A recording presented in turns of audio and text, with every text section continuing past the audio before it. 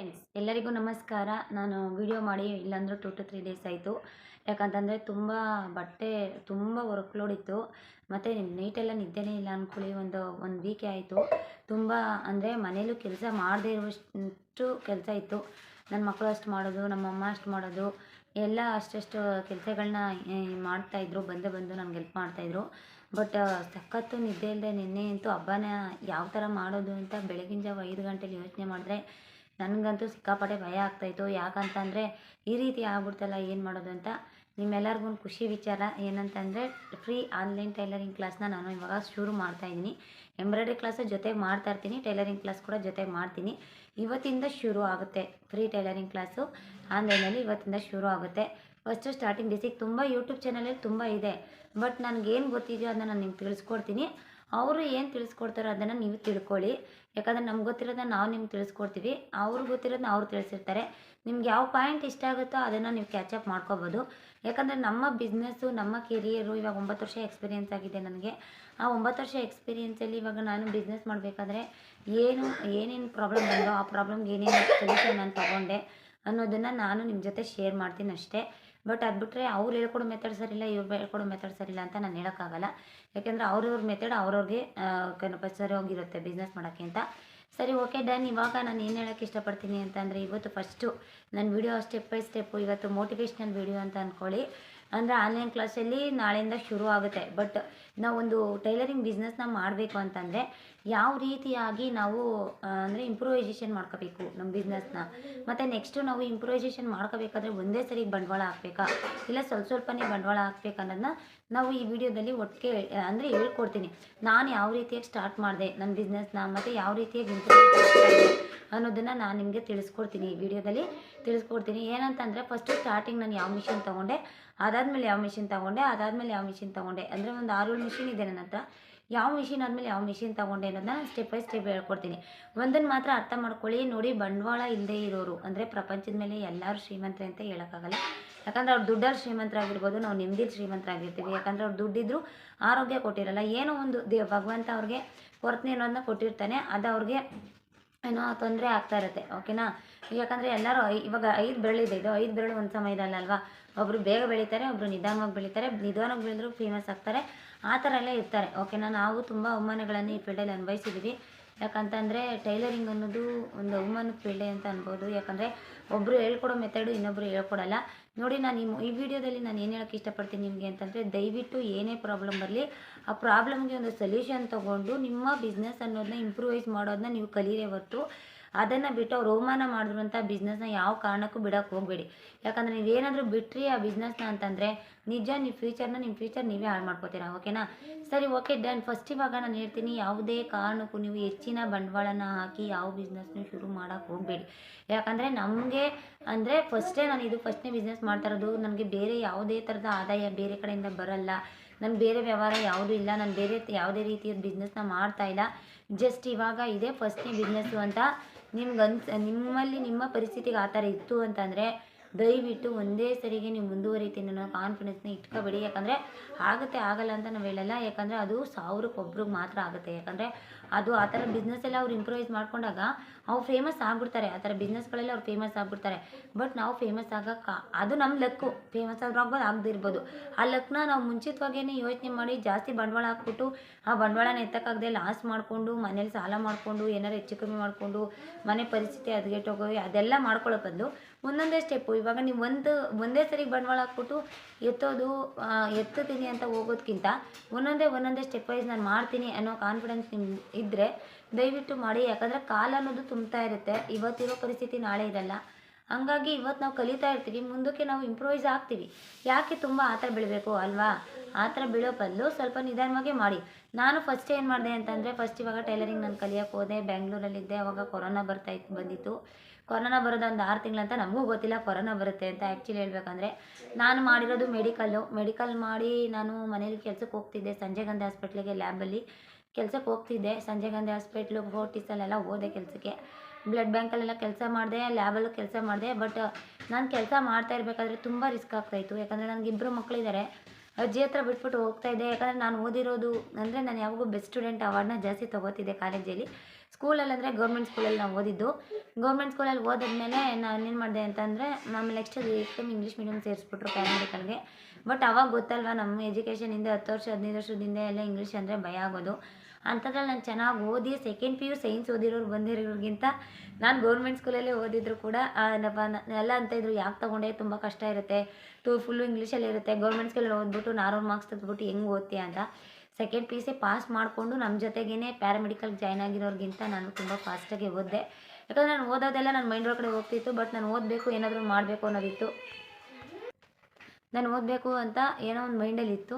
ಆವಾಗ ನಾನಪ್ಪ ಚೆನ್ನಾಗಿ ಓದ್ಕೊಂಡೆ, ತುಂಬ ಪ್ರಾಕ್ಟೀಸ್ ಮಾಡ್ತಾಯಿದ್ದೆ, ಮಾಡಿ ಚೆನ್ನಾಗಿ ಓದಿದೆ. ಓದಾದಮೇಲೆ ನೆಕ್ಸ್ಟು ಏನು ಮಾಡಿದ್ರು, 3 ವರ್ಷ ಓದಿದೆ. ಬೆಸ್ಟ್ ಸ್ಟೂಡೆಂಟ್ ಅವಾರ್ಡು ಬಂತು 2014 ಬಟ್ ಆಮೇಲೆ ಏನಾಯ್ತು ಅಂತಂದರೆ ನೆಕ್ಸ್ಟು ನನ್ನ ಕರಿಯರೇ ಸ್ವಲ್ಪ ಸ್ಟಾಪ್ ಆಗಿರೋ ಥರ ಆಗೋಯಿತು.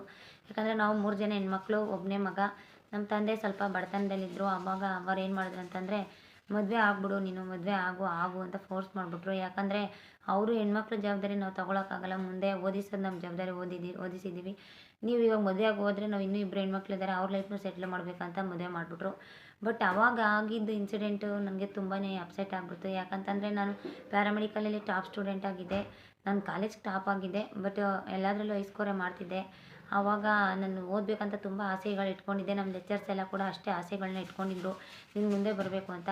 ನನ್ನ ಮದುವೆ ಫಿಕ್ಸ್ ಆಯ್ತು ಅಂತ ಇನ್ವಿಟೇಷನ್ ಕಾರ್ಡ್ ತೊಗೊಂಡು ಹೋದಾಗ ಅವರು ಅಂದರೆ ಏನಂದರೆ ಸಖತ್ ಬೇಜಾರು ಮಾಡ್ಕೊಂಡ್ರು. ಯಾಕಂತಂದರೆ ಜೊತೆ ನೀನು ಈ ಥರ ಯಾಕೆ ಮಾಡಿಕೊಂಡೆ ನಿನ್ನ ಲೈಫನ್ನ, ಅಂದರೆ BSc ಮಾಡ್ಬೋದಾಗಿತ್ತಲ್ಲ ನೀನು, MSc ಮಾಡ್ಬೋದಾಗಿತ್ತಲ್ಲ ಅಂತಂದರು. ಬಟ್ ನಾನು ಓದಿನ ಕೆರಿಯರೇ ಸ್ಟಾಪ್ ಮಾಡಿಬಿಟ್ರು ಅಂತ ನಮ್ಮ ತಂದೆ ಮೇಲೆ ತುಂಬ ಬೇಜಾರಾಗಿತ್ತು.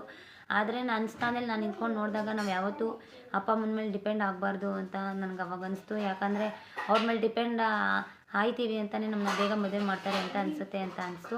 ಯಾಕಂದರೆ ತುಂಬ ಹತ್ಬಿಟ್ಟೆ. 1-2 ವರ್ಷ 3 ವರ್ಷ ಸಖತ್ತು, ಅಂದರೆ ನನ್ನ ಬ್ಯಾಡ್ ಮೂಮೆಂಟ್ ಅಂತ ಹೇಳ್ಕೊಳಕ್ಕೆ ಇಷ್ಟಪಡ್ತೀನಿ. 2015, 16, 17, 18 ಆಮೇಲೆ ದೊಡ್ಡ ಮಗಳು ಹುಟ್ಲು. ಆಮೇಲೆ ದೊಡ್ಡ ಮಗಳು ಹುಟ್ಮೇಲೆ ನಾನು ಮನೆಯಿಂದನೇ ಕೆಲಸ ಮಾಡೋದು ಯಾವುದಾದ್ರು ಸಿಗುತ್ತೆ ಅಂತ ತುಂಬ ಸರ್ಚ್ ಮಾಡಿದೆ, ಯಾವುದೂ ಸಿಕ್ಕಿಲ್ಲ. ನೆಕ್ಸ್ಟು ಆಮೇಲೆ 2ನೇ ಮಗು ಪ್ರೆಗ್ನೆಂಟ್ ಆದೆ. ಆಮೇಲೆ ನಾನು ಎಲ್ಲೂ ಕೆಲಸಕ್ಕೆ ಹೋಗೋಕ್ಕಾಗಿಲ್ಲ, ಬಾಣ್ತನಕ್ಕೆ ಅಂತ ಹೋದೆ. 5 ತಿಂಗಳು ಮಗುಗೆ. ಆವಾಗಿಂದ ನಾನು ಕೆಲಸ ಹುಡುಕ್ತಾನೇ ಇದ್ದೆ, ಎಲ್ಲೂ ಕೆಲಸನೇ ಸಿಕ್ಕಿಲ್ಲ. ನನಗೆ ಬೇಜಾರಾಗ್ಬಿಡ್ತು ವರ್ಕ್ ಫ್ರಮ್ ಹೋಮು. ಯಾಕಂದರೆ ತುಂಬ ಮೋಸಗಳಾಗ್ತವೆ ಅಂತ ಹೇಳ್ತಾಯಿದ್ರು. ಆಮೇಲೆ ನಾನು ಒಂದು ಡಿಸೈಡ್ ಮಾಡಿದೆ. ನಮ್ಮ ತಾಯಿ ಅಂದರು, ಅಂದರೆ ನನಗೆ ತುಂಬ ಕಷ್ಟ ಸಿಚುವೇಶನ್ ಬಂದ್ಬಿಡ್ತು, ಫ್ಯಾಮಿಲಿಲಿ ಅಂಡರ್ಸ್ಟ್ಯಾಂಡಿಂಗ್ ಇಲ್ಲದೆ ಹೋಯಿತು. ನನಗೆ ತುಂಬ ಟಾರ್ಚರ್ ಕೊಡೋಕ್ಕೆ ಶುರು ಮಾಡಿಬಿಟ್ರು. ಯಾಕಂದರೆ ನಾನು ಓದಿದ್ದೀನಿ, ಕೆಲಸಕ್ಕೆ ಅಂತ ಕಳಿಸ್ತಾ ಇಲ್ಲ, ಕೆಲಸಕ್ಕೆ ಹೋಗೋಕ್ಕಾಗ್ತಾಯಿಲ್ಲ. ಬಟ್ ನಾನೇನು ಫ್ಯೂಚರಲ್ಲಿ ಏನು ಮಾಡೋಕ್ಕಾಗ್ತಾಯಿಲ್ಲ. ಇಷ್ಟೊಂದು ಏನಾದರೂ ಇಷ್ಟು ಕಷ್ಟಪಟ್ಟು ಓದಿ ಏನೂ ಅಚೀವ್ ಮಾಡೋಕ್ಕಾಗ್ತಾಯಿಲ್ಲ ಅಂತ ತುಂಬ ಬೇಜಾರಾಗ್ತಾಯಿತ್ತು. ನನ್ನೆದುರು ಒಂದು ಮಾಡೋಕ್ಕೂ ಬಿಡ್ತಾಯಿರಲಿಲ್ಲ, ಏನು ಮಾಡೋಕ್ಕೆ ಬಿಡ್ತಾಯಿರಲಿಲ್ಲ. ಆವಾಗ ನಾವು ಬೆಂಗಳೂರಲ್ಲಿ ಇದ್ವಲ್ಲ, ಬೆಂಗಳೂರಿಗೆ ಹೊರಟೋದೆ. ನಮ್ಮ ತಾಯಿ ಅಂದರು, ನೀನು ಯಾರ ಬಗ್ಗೆನೂ ತಲೆ ಕೆಡಿಸ್ಕೊಬೇಡ, ನೀನು ಟೈಲರಿಂಗ್ ಕಲ್ತ್ಕೋ, ಮನೆಯಲ್ಲೇ ಕೂತ್ಕೊಂಡು ಏನಾದರೂ ಮಾಡ್ಬೋದು, ನಿನ್ನ ಖರ್ಚಿಗೆ ಅಂತ ಅಲ್ಪ ಸ್ವಲ್ಪ ಆಗುತ್ತೆ, ನಾವೇ ನಿನ್ನ ಫ್ಯೂಚರ್ನ ಹಾಳು ಮಾಡಿಬಿಟ್ಟು ಅಂತ ಮಕ್ಕಳಾದ್ಮೇಲೆ ಹೇಳ್ತಾರೆ. ಬಟ್ ಏನು ಮಾಡೋಕ್ಕಾಗಲ್ಲ, ಅದು ಬ್ಯಾಡ್ ಒಂದು ಟೈಮ್ ಅಂತ ಅನ್ಕೋತೀನಿ. ಆಮೇಲೆ ಏನು ಮಾಡಿದೆ ಅಂತ ಅಂದರೆ ನೆಕ್ಸ್ಟ್ ನಾನು ಟೈಲರಿಂಗ್ ಜಾಯ್ನ್ ಆದೆ. ಟೈಲರಿಂಗ್ ಜಾಯ್ನ್ ಆದಮೇಲೆ ಫಸ್ಟು ಸ್ಟಾರ್ಟಿಂಗ್ ಏನಂದರೆ ಏನೂ ಗೊತ್ತಿಲ್ಲ, ಗೂಗಲಲ್ಲಿ ಸರ್ಚ್ ಮಾಡಿದೆ. ಅಲ್ಲೇ ನಿಯರೆಸ್ಟ್ ಯಾವುದೋ ಒಂದು ಟೈಲರಿಂಗ್ ಶಾಪ್ನ ತೋರಿಸ್ತಾಯಿತ್ತು, ಟ್ರೈನಿಂಗ್ ತೊಗೊಳಕ್ಕೆ ಟೈಲರಿಂಗ್ ಸೆಂಟ್ರು. ಆಮೇಲೆ ನಾನು ಅಲ್ಲಿಗೆ ಹೋದ್ಮೇಲೆ ಅವ್ರನ್ನ ಕೇಳಿದೆ, ಹಿಂಗೆ ನಾನು ಟೈಲರಿಂಗ್ ಸೇರ್ಕೋಬೇಕು ಅಂತ ಇದ್ದೀನಿ. ನಮ್ಮ ಯಜಮಾನ್ರಿಗೆ ಇಷ್ಟ ಇಲ್ಲ ಆ್ಯಕ್ಚುಲಿ ಹೇಳ್ಬೇಕಂದ್ರೆ, ಬೇಡ ನಿನ್ನ ಮಕ್ಕಳು ನೋಡ್ಕೊಂಡು ಮನೇಲಿರೋ ಸಾಕು ಅಂತ. ನನಗೆ ನಮ್ಮ ಅತ್ತೆ ಮಾವ ಕೊಡೋ ಟಾರ್ಚರ್ ನೋಡಿದ್ರೆ ನಂಗೆ ಸಿಕ್ಕಾಪಟ್ಟೆ ಬೇಜಾರಾಗ್ತಾಯಿತ್ತು. ಯಾಕಂದರೆ ಯಾವುದೊಂದಕ್ಕೂ ಪರ್ಸ್ನಲ್ ಇಶ್ಯೂಸ್ಗೆ ನಮ್ಮ ಯಜಮಾನ್ರು ಕೇಳಿ ನಾನು ತೊಗೊಳ್ಳೋಂಥ ಒಂದು ಕೆಪಬಿಲಿಟಿ ಇರಲಿಲ್ಲ. ಯಾಕಂದರೆ ನಮ್ಮ ಯಜಮಾನ್ರು ಏನಾರು ಕೊಡಿಸಿದ್ರೆ ಅವತ್ತೆಲ್ಲ ಜಗಳ. ಅವರು ಏನಾದರೂ ತೊಗೊಳ್ಬೇಕಂದ್ರೆ ಮತ್ತೆ ಪರ್ಮಿಷನ್ ತೊಗೋಬೇಕು. ಆವಾಗ ನನಗೆ ಏನಂತಂದರೆ ನಮ್ಮ ಪರ್ಸ್ನಲ್ ಇಶ್ಯೂಸ್ಗೆಲ್ಲ ನಾನು ಬೇರೆಯವ್ರ ಮೇಲೆ ಡಿಪೆಂಡ್ ಆಗುವಂಥ ಪರಿಸ್ಥಿತಿ ಬಂದ್ಬಿಡ್ತಲ್ಲ, ಕೈ ತುಂಬ ಸಂಪಾದನೆ ಮಾಡುವಂಥ ಅವಶ್ಯಕತೆ ಇದ್ದಿದ್ದು ಈ ಥರ ಆಗ್ಬಿಡ್ತಲ್ಲ ಅಂತ. ಆವಾಗ ನನಗೇನು ಅನಿಸ್ತಂದರೆ ಕೆಲ್ಸಕ್ಕೆ ಜಾಯ್ನ್ ಆಗಬೇಕು ಅಂತ ಆಗ್ಬಿಟ್ಟೆ. ಯಾಕಂದರೆ ಇವರು ದುಡ್ಡು ಸಂಪಾದನೆ ಮಾಡಿದ್ರೆ ನಮ್ಮ ಹಿಡ್ತದಲ್ಲಿರಲ್ಲ ಅಂತ ಅಂದ್ಕೊಬಿಟ್ಟಿದ್ದಾರೆ. ಇವರೇನೋ ಒಂಥರ ಮೈಂಡ್ ಮೆಂಟಾಲಿಟಿ. ಆವಾಗ ನಾನು ಸಂಜೆ ಗಂಟೆಗೆ ಜಾಯ್ನ್ ಆಗಿ ಅಲ್ಲಿ ಕೆಲಸಕ್ಕೆ ಹೋಗ್ತಿದ್ದೆ. ಸಂಬಳ ಬರ್ತಾಯಿದ್ರು ಕೂಡ ಮನೆ ಸಂಸಾರನೇ ಮೇಂಟೈನ್ ಮಾಡ್ತಿದ್ದೆ. ಬಟ್ ನಮ್ಮ ಚಿಕ್ಕ ಮಗಳನ್ನ ಒಂದು ಅಜ್ಜಿ ನೋಡ್ಕೊತಾ ಇದ್ದು ಅಲ್ಲಿ ಬಿಟ್ಬಿಟ್ಟು ಹೋಗ್ತಿದ್ದೆ. ನೈಟ್ ಡ್ಯೂಟಿ ಹಾಕ್ಬಿಟ್ಟು ನೈಟ್ ಶಿಫ್ಟ್ ಹಾಕಿದ್ಮೇಲೆ ಮಗು ನೋಡ್ಕೊಳ್ಳೋರೆ ಯಾರೂ ಇಲ್ಲ. ಯಪ್ಪ ಅಂತ ಬ್ಯಾಡ್ ಇನ್ಸಿಡೆಂಟ್ ಯಾರಿಗೂ ಬೇಡ. ಯಾಕಂದರೆ ಮಗು ನೋಡ್ಕೊಳ್ಳೋರು ಯಾರಿಲ್ಲ. ರಾತ್ರಿ 8 ಗಂಟೆಗೆ ನಾನು ಬಂದಿದ್ದು. ಬಸ್ ಸ್ಟಾಪ್ ಎಲ್ಲೋ ಇದೆ, ನಮ್ಮ ಮನೆಯೇ ಎಲ್ಲೋ ಇದೆ. ಅಟ್ಲೀಸ್ಟ್ ಆಟೋಗಾದರೂ ಚಾರ್ಜ್ ಕೊಟ್ಬಿಟ್ಟು ಆಟೋ ಚಾರ್ಜ್ ಕೊಡೋಕ್ಕೂ ಕಷ್ಟ. ಅಂತಂದರೆ ನನ್ನ ಲೈಫ್ ಸ್ಟೋರಿ ಅಂದರೆ ತುಂಬ ಡಿಫಿಕಲ್ಟಾಗಿದೆ, ಇನ್ನೊಂದು ವೀಡಿಯೋದಲ್ಲಿ ಹೇಳ್ತೀನಿ. ಬಟ್ ಯಾವ ರೀತಿಯಾಗಿ ಇಂಪ್ರೂವ್ ಮಾಡ್ಕೊಳ್ಳೋದು ಏನು ಅನ್ನೋದಕ್ಕೋಸ್ಕರ ಯಾವ್ಯಾವ ಲೈಫ್ ಸ್ಟೋರಿ ಏನೇನು ಥರ ಇರುತ್ತೆ ಅಂತ ನಾನು ನಿಮ್ಮ ಜೊತೆ ಶೇರ್ ಮಾಡ್ತಾ ಇರೋದು. ಅದು ಆ ಥರ ಆದಾದಮೇಲೆ ನಾನೇನು ಮಾಡಿದೆ ಅಂತಂದರೆ ನನಗೆ ತುಂಬ ಬೇಜಾರಾಗ್ಬಿಡ್ತು. ನನ್ನ ಮಕ್ಕಳು ಅಂದರೆ ಯಾವಾಗೂ ಬೆಳಗ್ಗೆಲ್ಲ ಬಾಕ್ಸಲ್ಲಿ ಕಟ್ಟಿರ್ತೀವಿ, ಆ ತಿಂಗಳನ್ನ 9 ತಿಂಗಳು ಮಗು ತಿನ್ನಬೇಕು, ಆ ಥರ ನನಗೆ ಮೈಂಡ್ ಮೆಂಟಾಲಿಟಿ ಬಂದುಬಿಡ್ತು. ಆವಾಗ ಬೇಜಾರಾಗ್ಬಿಡ್ತು. ನಾನು ಅವತ್ತೇ ಕೆಲಸ ಸ್ಟಾಪ್ ಮಾಡಿಬಿಟ್ಟೆ. ಆಮೇಲೆ ನಮ್ಮ ತಾಯಿ ಒಂದು 6,000 ಕೊಟ್ಟರು, ತಗೋ ಟೈಲರಿಂಗ್ ಕಲಿ ತಗೋ ಅಂತ. ನಮ್ಮ ಯಜಮಾನ್ರು ಕಂಟಿನ್ಯೂ ಮಾಡಿದ್ರು. ಆಮೇಲೆ ನಾನು ಜಾಯ್ನ್ ಆಗಲೇಬೇಕು ಅಂತ ಹಠ ಹಿಡಿದ್ಬಿಟ್ಟೆ. ನಮ್ಮ ಯಜಮಾನ್ರು ಯಾವಾಗ ಅಂದರೆ ಅವ್ರ ಅಪ್ಪ ಅಮ್ಮ ಅಂದರೆ ಅವ್ರಿಗೂ ಒಬ್ಬನೇ ಮಗ ಸಾಕಿರ್ತಾರಲ್ವ, ಅವ್ರ ಅಪ್ಪ ಅಮ್ಮನ ಕಡೆ ಜಾಸ್ತಿ ಸಪೋರ್ಟಿವ್ ಆಗಿದ್ದರು. ನಾನು ಆಮೇಲೆ ನನ್ನ ಈಚೆಲಿ ನಾನು ಏನು ಮಾಡಬೇಕು ಮಾಡಬೇಕು ಅಂತ ನಾನು ಧೈರ್ಯ ತೊಗೊಂಡು ನಾನು ಏನು ಮಾಡ್ತೀನಿ ಅಂತಲೇ ಅದನ್ನ ಮಾಡೋವರೆಗೂ ಬಿಡಲ್ಲ. ಯಾಕಂದರೆ ಅವ್ರಿಗೇನು ಗೊತ್ತಿಲ್ಲ ಲೈಫ್ ಅಂದರೆ ಏನಂತ. ನನಗಂದರೆ ಸ್ವಲ್ಪ ಅಷ್ಟು ಬೇಜಾರಾಗ್ಬಿಟ್ಟಿದೆ ಬಿಡಿ. ಅಂದರೆ ನಾನು ಏನಾದರೂ ಒಂದು ಥಿಂಕ್ ಮಾಡ್ತಾ ಇರ್ತೀನಿ, ಆ ಥಿಂಕ್ ಮಾಡಿದ್ರೆ ಒಂದು ಸಕ್ಸಸ್ಫುಲ್ ಆಗ್ಬೋದು ಅನ್ನೋದು ಒಂದು ಕಾನ್ಫಿಡೆನ್ಸ್ ಇರುತ್ತೆ, ಆ ಥರ ಇರುತ್ತೆ. ಆಮೇಲೆ ನಾನೇನು ಮಾಡಿದೆ ಅಂತಂದರೆ ಜಾಯ್ನ್ ಆದೆ. ಜಾಯ್ನ್ ಆದಮೇಲೆ ಅಲ್ಲಿ ಜಾಯ್ನ್ ಆಗೋದು ತಿಂಗ್ಳಿಗೆ ಮಂತ್ಲಿ 2000, ತಿಂಗ್ಳಿಗೆ 12 ಕ್ಲಾಸ್ ಅಷ್ಟೇ ಇದ್ದಿದ್ದು. ನಾವು ಏನೋ ಅಂದ್ಕೊಂಡು ಹೋಗ್ತೀವಿ, ಟೀಚರ್ಸ್ ಚೆನ್ನಾಗಿರ್ತಾರೆ, ಚೆನ್ನಾಗಿ ಹೇಳ್ಕೊಡ್ತಾರೆ ಅಂತ. ಬಟ್ ಆದರೆ ಅವ್ರೇನು ಗೊತ್ತಾ, ಒಂದು ಮೈಂಡ್ ಮೆಂಟಾಲಿಟಿ ಏನಂದರೆ ಅವ್ರ ಈಗೋ ಸ್ಯಾಟಿಸ್ಫ್ಯಾಕ್ಷನು. ಅಂದರೆ ಅವರು ಟೆಕ್ನಿಕ್ಸ್ನ ಯಾವುದನ್ನೂ ಹೇಳ್ಕೊಡಲ್ಲ ನಮಗೆ. ಸುಮ್ಮನೆ ನಮಗೊಂದು ಚೂಡಿದಾರ್ ಟಾಪು ಅಡ್ಜಸ್ಟ್ ಆಗಬೇಕಂದ್ರೆ 5-6 ಚೂಡಿದಾರ್ ಟಾಪ್ ಹೊಲಿಬೇಕು ಅವ್ರು ಹೇಳ್ಕೊಡೋ ಮೆಥಡಲ್ಲಿ. ಬಟ್ ನಮಗೇನು ಗೊತ್ತಿಲ್ಲ, ನಾವು ಬೇರೆ ಕಡೆ ಹೋಗಿ ಜಾಯ್ನ್ ಆಗೋಣ ಅಂತಂದರೆ ನಾವು ಹೇಳ್ಕೊಡ್ತಾರ, ಬೇರೆ ಕಡೆ ಎಲ್ಲಿ ಹೇಳ್ಕೊಡಲ್ಲ, ಹೋಗಿ ಜಾಯ್ನ್ ಆಗಿ ಮತ್ತೆ ಇಲ್ಲಿಗೆ ಬರ್ತೀರಾ ಅಂತ ಅದೊಂದು ಡೈಲಾಗ್ ಹೇಳ್ತಿದ್ರು. ಸರಿ ಅಂದ್ಬಿಟ್ಟು ನಾನು ಅಲ್ಲಿ ಜಾಯ್ನ್ ಆದಮೇಲೆ ಏನು ಹೇಳಿದ್ರು, ಅವರು ಮಿಷಿನ್ ತೊಗೊಳ್ಳೇಬೇಕು ನೀವು, ಇಲ್ಲಿ ಪ್ರಾಕ್ಟೀಸ್ ಮಾಡಿ, ನೀವು ಮನೆಗೆ ಹೋಗಿ ಪ್ರಾಕ್ಟೀಸ್ ಮಾಡೇಬೇಕು, ಇಲ್ಲಿ ಕಟಿಂಗ್ ಕಲ್ತ್ಕೊಳ್ಳಿ, ಮನೆಗೆ ಹೋಗಿ ಸ್ಟಿಚಿಂಗ್ ಮಾಡಿ. ಇವಾಗ 1 ತಿಂಗಳು ಆಲ್ರೆಡಿ ಆಗೋಯ್ತು, ನೀವು ಇನ್ನೂ ಏನೂ ಕಲಿತೇ ಇಲ್ಲ. ನಾನು ಹೇಳಬೇಕು ಅಂದರೆ ಮೇಡಮ್ ಕೈಲಿ ಬೈಸ್ಕೊಂಡೇ ಸಾಕೋಗಿತ್ತು. ಏನಂದರೆ ಇನ್ನೂ ಮಿಷಿನ್ ತೊಳಿತಾ ಇಲ್ಲ, ಯಾವಾಗ ಮಿಷಿನ್ ತೊಳಿತಾ ಇಲ್ಲ. ಯಾಕಂದರೆ ಸ್ಟಾರ್ಟಿಂಗ್ ಓದೋದಕ್ಕೆ ನಮಗೆ ತುಳಿಯೋ ಮಿಷಿನ್ ಕೊಡ್ತಾರೆ. ಯಪ್ಪ ತುಳಿತಾ ಇದ್ದೀನಿ ಬರ್ತಾನೇ ಇಲ್ಲ. ಹಿಂದೆ ತೊಳೆದ್ರೆ ಹಿಂದೆನೇ ಹೋಯ್ತದೆ, ಮುಂದೆ ತೊಳೆದ್ರೆ ಮುಂದಕ್ಕೆ ಹೋಯ್ತದೆ, ಮುಂದಕ್ಕೆ ಓದೋದೇ ಹೊರತು ಸ್ಟ್ರೈಟಾಗಿ ಬರ್ತಾನೆ ಇಲ್ಲ. ಹಂಗಾಗ್ಬಿಡ್ತೆ. ಅವಾಗ ಏನಾಯ್ತು ಅಂದರೆ ಅವ್ರು ಹೇಳಿದ್ರು ಪೋರ್ಟಬಲ್ ಮಿಷಿನ್ ಇದೆ. ಪೋರ್ಟಬಲ್ ಮಿಷಿನ್ ಅಂದರೆ ಏನಂತನೂ ಗೊತ್ತಿಲ್ಲ ನನಗೆ. ನನಗೇನು ಗೊತ್ತು ಮಿಷಿನ್ ಬಗ್ಗೆ. ಅವ್ರು ಹೇಳಿದ್ರು ಒಂದು 12-13 ಥರ ಸ್ಟಿಚ್ ಬರುತ್ತೆ. ವರ್ಲಾಕು ಮಾಡ್ಬೋದು, ಜಿಗ್ಜಾಗು ಮಾಡ್ಬೋದು, ಮತ್ತು ಬಟನ್ ಹೋಲು ಮಾಡ್ಬೋದು, ಮತ್ತು ಜಿಪ್ ಹಾಕ್ಬೋದು, ಇನ್ವಿಸಿಬಲ್ ಜಿಪ್ಪು ಎಲ್ಲ ಹಾಕ್ಬೋದು, ಮತ್ತು ನಾರ್ಮಲ್ ಸ್ಟಿಚ್ಚು ಮಾಡ್ಬೋದು. ಇಷ್ಟನ್ನು ಒಂದೇ ಮಿಷಿನಲ್ಲಿ ಮಾಡ್ಬೋದು. ನೀವು ಆ ಮಿಷಿನ್ ತೊಗೋತೀರಾ ಅಂದರು. ನಂಗೆ ಖುಷಿ ಆಗ್ಬಿಡ್ತು. ಅದು ಆ ಥರ ಮಿಷಿನ್ ಆಯಿತು, ನಾನು ತೊಗೋತೀನಿ. ಈಗೇನು ಒಂದೇ ಮಿಷಿನಲ್ಲೆಲ್ಲ ಮಾಡ್ಬೋದಂತೆ. ನಮ್ಮ ಯಜಮಾನ್ರಿಗೂ ತಲೆತಿದೆ, ಒಂದೇ ಮಿಷಿನಲ್ಲೆಲ್ಲ ಮಾಡ್ಬೋದಂತೆ. ಅವರು ಲೋನ್ ಮೇಲೆ ತೊಗೊಟ್ರು. ₹1 ಕ್ಯಾಶ್ ತೊಗೊಂಡಿಲ್ಲ, 0 ಡೌನ್ ಪೇಮೆಂಟ್ ಮೇಲೆ ಕೊಟ್ಟರು. ನಾನು ಮಿಷಿನ್ ತೊಗೊಂಡೆ. ಆ ಮಿಷಿನ್ ಯಾವುದು ಅಂತ ತೋರಿಸ್ತೀನಿ ಬನ್ನಿ. ಯಾಕೆ ಅಂದರೆ ಸ್ಟೆಪ್ ಬೈ ಸ್ಟೆಪ್ ಹೋಗ್ಬೇಕು ನಾವು ಯಾವುದೂ ಅಷ್ಟೇ. ಅದಕ್ಕೆ ನಾನು ಸ್ಟೆಪ್ ಬೈ ಸ್ಟೆಪ್ಪೇ ಕೊಡ್ತೀನಿ. ಬಟ್ ಈ ಮಿಷಿನ್ ನಿಮ್ಗೆ ಅವಶ್ಯಕತೆ ಇಲ್ಲ. ಇದನ್ನು ನಾವು ಟ್ರೈನಿಂಗ್ ಹೋಗ್ಬೇಕಾದ್ರೆ ನಮ್ಗೆ ಗೊತ್ತಿಲ್ಲ, ಮಿಷಿನ್ ಬಗ್ಗೆ ಏನು ಗೊತ್ತಿಲ್ಲದೆ ಇರುವಾಗ ಇದನ್ನು ನಮಗೆ ಆ ಟ್ರೈನಿಂಗ್ ಸೆಂಟರು ತೊಗೊಳ್ಳಿ ಅಂತ ಸಜೆಸ್ಟ್ ಮಾಡೋದಕ್ಕೆ ತೊಗೊಬಿಟ್ಟೆ. ಬಟ್ ಇದರಲ್ಲಿ ಯಾವುದೇ ಥರ ಅಂದರೆ 1 ವರ್ಷ ಬಿಸ್ನೆಸ್ ಮಾಡಿದೆ ಅಷ್ಟೇ. ರಫ್ ಆ್ಯಂಡ್ ಟಫಾಗಂತೂ ಈ ಮಿಷಿನ್ ಯಾವ ಕಾರಣಕ್ಕೂ ಆಗಲ್ಲ. ಅದಕ್ಕೆ ನಾನು ಹೇಳ್ತೀನಿ ಅಂದರೆ ಈ ಮಿಷಿನ್ ಯಾವ ಕಾರಣಕ್ಕೂ ರಫ್ ಆ್ಯಂಡ್ ಟಫಾಗಿ ಯೂಸ್ ಆಗಲ್ಲ. ಬಟ್ ಜಿಗ್ಜಾಗ್ ಮಾಡಬೇಕು, ಜಿಪ್ ಹಾಕೋಬೇಕು, ಮತ್ತು ಇದು ಓರ್ಲಾಕ್, ಬೇಬಿ ಓರ್ಲಾಕ್ ಆಗುತ್ತೆ. ಮತ್ತು ನೆಕ್ಸ್ಟು ಇದು ಕಾಜಾ ಬಟನ್ ಮಾಡಬೇಕು ಅನ್ನೋರು ಈ ಮಿಷಿನ್ ತೊಗೊಳ್ಳಿ ಅಷ್ಟೇ. ರಫ್ ಆ್ಯಂಡ್ ಟಫಾಗಿ ಈ ಮಿಷಿನ್ ಯೂಸ್ ಮಾಡೋಕ್ಕೆ ಹೋಗ್ಬೇಡಿ. ಮತ್ತು ಒಂದು 2-3 ಥರ ಎಂಬ್ರಾಯ್ಡ್ರಿ ಕೂಡ ಮಾಡ್ಬೋದು, ತೋರಿಸ್ತೀನಿ ಓಕೆನಾ. ಈ ಥರ ಮಾಡ್ಬೋದು. ಇದು ಮಿಷಿನ್ ಬಂದು 12,500. ಸಿಂಗರ್ 3342 ಫ್ಯಾಷನ್ ಮೇಕ್ ಅಂತ, ಸಿಂಗರ್ ಫ್ಯಾಷನ್ ಮೇಕು 3342. ಇನ್ನೂ ಅದರು ಆಮೇಲೆ ನೆಕ್ಸ್ಟ್ ಇನ್ನು ಬೇರೆ ಕಂಪ್ನಿಗಳೆಲ್ಲ ಉಷಾ ಅದರಲ್ಲೆಲ್ಲ ಬೇರೆ ಕಂಪ್ನಿಯೆಲ್ಲ ಪೋರ್ಟಬಲ್ ಮಿಷಿನ್ ಸಿಗುತ್ತೆ. ಬಟ್ ಇದೇನಿದ್ರು ಇದು ಪರ್ಟಿಕ್ಯುಲರ್ಲಿ ಇದು ಏನಕ್ಕೆ ಯೂಸ್ ಆಗುತ್ತೆ ಅಂದರೆ ಜಿಗ್ಜಾಗ್ಗೆ, ಬೇಬಿ ಓರ್ಲಾಕ್ಕೆ, ಮತ್ತು ಜಿಪ್ ಹಾಕೋಕ್ಕೆ, ಮತ್ತು ನೆಕ್ಸ್ಟು ಕಾಜಾ ಬಟನ್ ಮಾಡೋಕ್ಕೆ ಓಕೆನಾ. ಅದೇ ಬಟನ್ಸ್ ಬರುತ್ತಲ್ಲ, ಶರ್ಟ್ ಬಟನ್ ಮತ್ತು ಕಾಜಾ, ಅದನ್ನ ಮಾಡೋಕ್ಕೆ ಸ್ಪೆಸಿಫಿಕ್ಕಾಗಿ ಯೂಸ್ ಆಗುತ್ತೆ. ಯಾಕಂದರೆ ಕಾಜಾ ಬಟನು, ಜಿಗ್ಜಾಗ್ ಅದೆಲ್ಲ ಡೈಲಿ ಏನು ಮಾಡಲ್ಲ ನಾವು, ಯಾವತ್ತೋ ಒಂದು ಬಂದಿರುತ್ತೆ ಅವಾಗ ಮಾಡ್ಕೋತೀವಿ. ರಫ್ ಆ್ಯಂಡ್ ಟಫಾಗಿ ಏನು ಯೂಸ್ ಇರಲ್ಲ. ಮತ್ತು ಇದು ಆಯಿಲ್ ಫ್ರೀ ಮಿಷಿನು ಓಕೆನಾ. ಮಿಷಿನ್ ಬಗ್ಗೆ ನೋಡೋಣ ಬನ್ನಿ. ಮಿಷಿನು ಸಿಂಗರ್ ಫ್ಯಾಷನ್ ಮೇಟ್ 3342 ಅಂತ ಹೇಳ್ಬಿಟ್ಟು ಈ ಮಿಷಿನ್ ಹೆಸರು. ಇದು ನಾವು ಕೆಳಗಡೆ ಕೂತ್ಕೊಂಡೆ ಈ ಮಿಷಿನ್ನ ಪ್ರೆಸ್ ಮಾಡ್ಬೋದು, ನೆಲದ ಮೇಲೆ ಇಟ್ಕೊಂಡೇ ಪ್ರೆಸ್ ಮಾಡ್ಬೋದು. ಕಾಲು ನೋವು, ನಾನು ಕೂತ್ಕೊಳ್ಳೋಕ್ಕಾಗ್ತಾಯಿಲ್ಲ, ಮತ್ತು ನಡನೋವು ಬರುತ್ತೆ, ಮತ್ತು ನೆಕ್ಸ್ಟ್ ಹೆಲ್ತ್ ಇಶ್ಯೂಸ್ ಬರ್ತಾಯಿದೆ ಅಂತ ಅನ್ನೋರು ಈ ಥರ ಮಿಷಿನ್ ಇಟ್ಕೊಂಡು ನೆಲದ ಮೇಲೆ ಕಾಲು ಚಾಚ್ಕೊಂಡು ಕೈಲೇ ಪ್ರೆಸ್ ಮಾಡಿಕೊಂಡು ಮಾಡ್ಬೋದು. ಮತ್ತು ರೈಟ್ ಲೆಗಲ್ಲಿ ಪ್ರೆಸ್ ಮಾಡಿಕೊಂಡು ಮಾಡ್ಬೋದು, ಆರಾಮ್ಸೆ ಮಾಡ್ಬೋದು. ಇಲ್ಲ ನಿಮ್ಮ ಕಂಫರ್ಟಬಲ್ಗೆ ಟೇಬಲ್ನ ಚೇರ್ ಹಾಕ್ಕೊಂಡು ಯಾವ್ದಾದ್ರು ಒಂದು ಟೇಬಲ್ ಮೇಲೆ ಇಟ್ಕೊಂಡು ಮಾಡ್ತೀನಿ ಅಂದರೆ ಆರಾಮ್ಸೆ ಮಾಡ್ಬೋದು ಓಕೆನಾ. ಇದೇ ಮಿಷಿನ್ ಸಿಂಗರ್ ಫ್ಯಾಷನ್ ಮೇಟ್ 3342 ಅಂತ. ಈ ಮಿಷಿನ್ ನನ್ನ ಮಗಳು ಜಾಸ್ತಿ ಯೂಸ್ ಮಾಡ್ತಾ ಇರ್ತಾಳೆ ಇವಾಗ. ಆ ಥರ ಈ ಥರ ಎಲ್ಲ ಸ್ಟಿಚ್ ಮಾಡೋಕೆ ಅಂದ್ಬಿಟ್ಟು ಯೂಸ್ ಮಾಡ್ತಾ ಇರ್ತಾಳೆ. ಇದೆಲ್ಲ ಸೆಟ್ಟಿಂಗ್ಸ್ ಇರುತ್ತೆ, ವಿಡ್ತ್ ಇರುತ್ತೆ, ಟೆನ್ಷನ್ ಇರುತ್ತೆ. ಮತ್ತು ನೆಕ್ಸ್ಟು ಏನು ಬೇಬಿ ಓವರ್ಲಾಕ್ ಮಾಡಬೇಕಾದ್ರೆ ಯಾವ ಥರ ಇದು ಲೆಂತು, ಸ್ಟಿಚ್ ಲೆಂತು. ನೆಕ್ಸ್ಟ್ ಇದು ಟೆನ್ಷನು ನಾವು ಇದನ್ನ ಇಟ್ಕೋಬೇಕು. ಇದು ವಿಡ್ತ್ ಎಷ್ಟಿರುತ್ತೆ ಅಂತ ಆ ವಿಡ್ತ್ನ ಅಡ್ಜಸ್ಟ್ ಮಾಡ್ಕೋಬೇಕು. ಇದರಲ್ಲಿ ವಿಡ್ತಕ್ಕೆ ನಮ್ಗೆ 2 ಬೇಕಾ 3 ಬೇಕಾ ಅಗಲ ಇದು ಲೆಂತು ಅಷ್ಟೇ. ಲೆಂತು ನಮ್ಗೆ ಎಷ್ಟಕ್ಕೆ ಬೇಕೋ ಅಷ್ಟಕ್ಕೆ ಲೆಂತ್ನ ಅಡ್ಜಸ್ಟ್ ಮಾಡ್ಕೋಬೇಕು. ನೆಕ್ಸ್ಟ್ ಇದು ಟೆನ್ಷನ್ ಅಂದರೆ ಗೊತ್ತಲ್ವಾ, ಮಾಮೂಲಿ ಮುಂದೆಗಡೆ ನಾವು ಈ ಥರ ಟೈಟು ಲೂಸ್ ಮಾಡ್ತೀವಲ್ಲ ಆ ಥರದ್ದು ಇದು ಟೆನ್ಷನು. ಇದು ಬಾಬಿನ್ ರೋಲ್ ನೋಡಿ ಈ ಥರ ಕೊಟ್ಟಿರ್ತಾರೆ. ಇಲ್ಲಿ ಬಾಬಿನ್ ಹಾಕ್ಬಿಟ್ಟು ಇದನ್ನ ಈ ಕಡೆ ತಳ್ದ್ವಿ ಅಂತಂದರೆ ಇದು ಪ್ರೆಸ್ ಆಗುತ್ತೆ. ಪ್ರೆಸ್ ಆದಮೇಲೆ ನಾವು ಇಲ್ಲಿ ಪ್ರೆಸ್ ಮಾಡ್ತಾ ಹೋದ್ವಿ, ಇಲ್ಲಿ ಪ್ರೆಸ್ ಮಾಡ್ತಾ ಹೋದ್ವಿ ಅಂತಂದರೆ ಇಲ್ಲಿ ಆಟೋಮೆಟಿಕ್ಕಾಗಿ ಬಾಬಿನ್ ರೋಲ್ ಆಗುತ್ತೆ. ಇದು ಥ್ರೆಡ್ ಹಾಕೋದು. ಇದ್ರ ಮುಂದ್ಗಡೆ ಲಾಕಿಂಗ್ ಸಿಸ್ಟಮ್ ಕೊಟ್ಟಿರ್ತಾರೆ. ಬಟ್ ಅದು ನಾನು ಸರ್ವಿಸ್ ಕೊಟ್ಟಿದ್ದಾಗ ಅವ್ರು ಕೊಟ್ಟೇ ಇಲ್ಲ ನನಗೆ ಅದು ಲಾಕು. ಇದ್ರ ಮುಂಚೆ ಇಲ್ಲಿ ಥ್ರೆಡ್ ಹಾಕೋದು ಇದು ಓಕೆನಾ. ಕೆರಿಯರ್ ಥರ ಇಟ್ಕೋಗ್ಬೋದು ನೋಡಿಲಿ.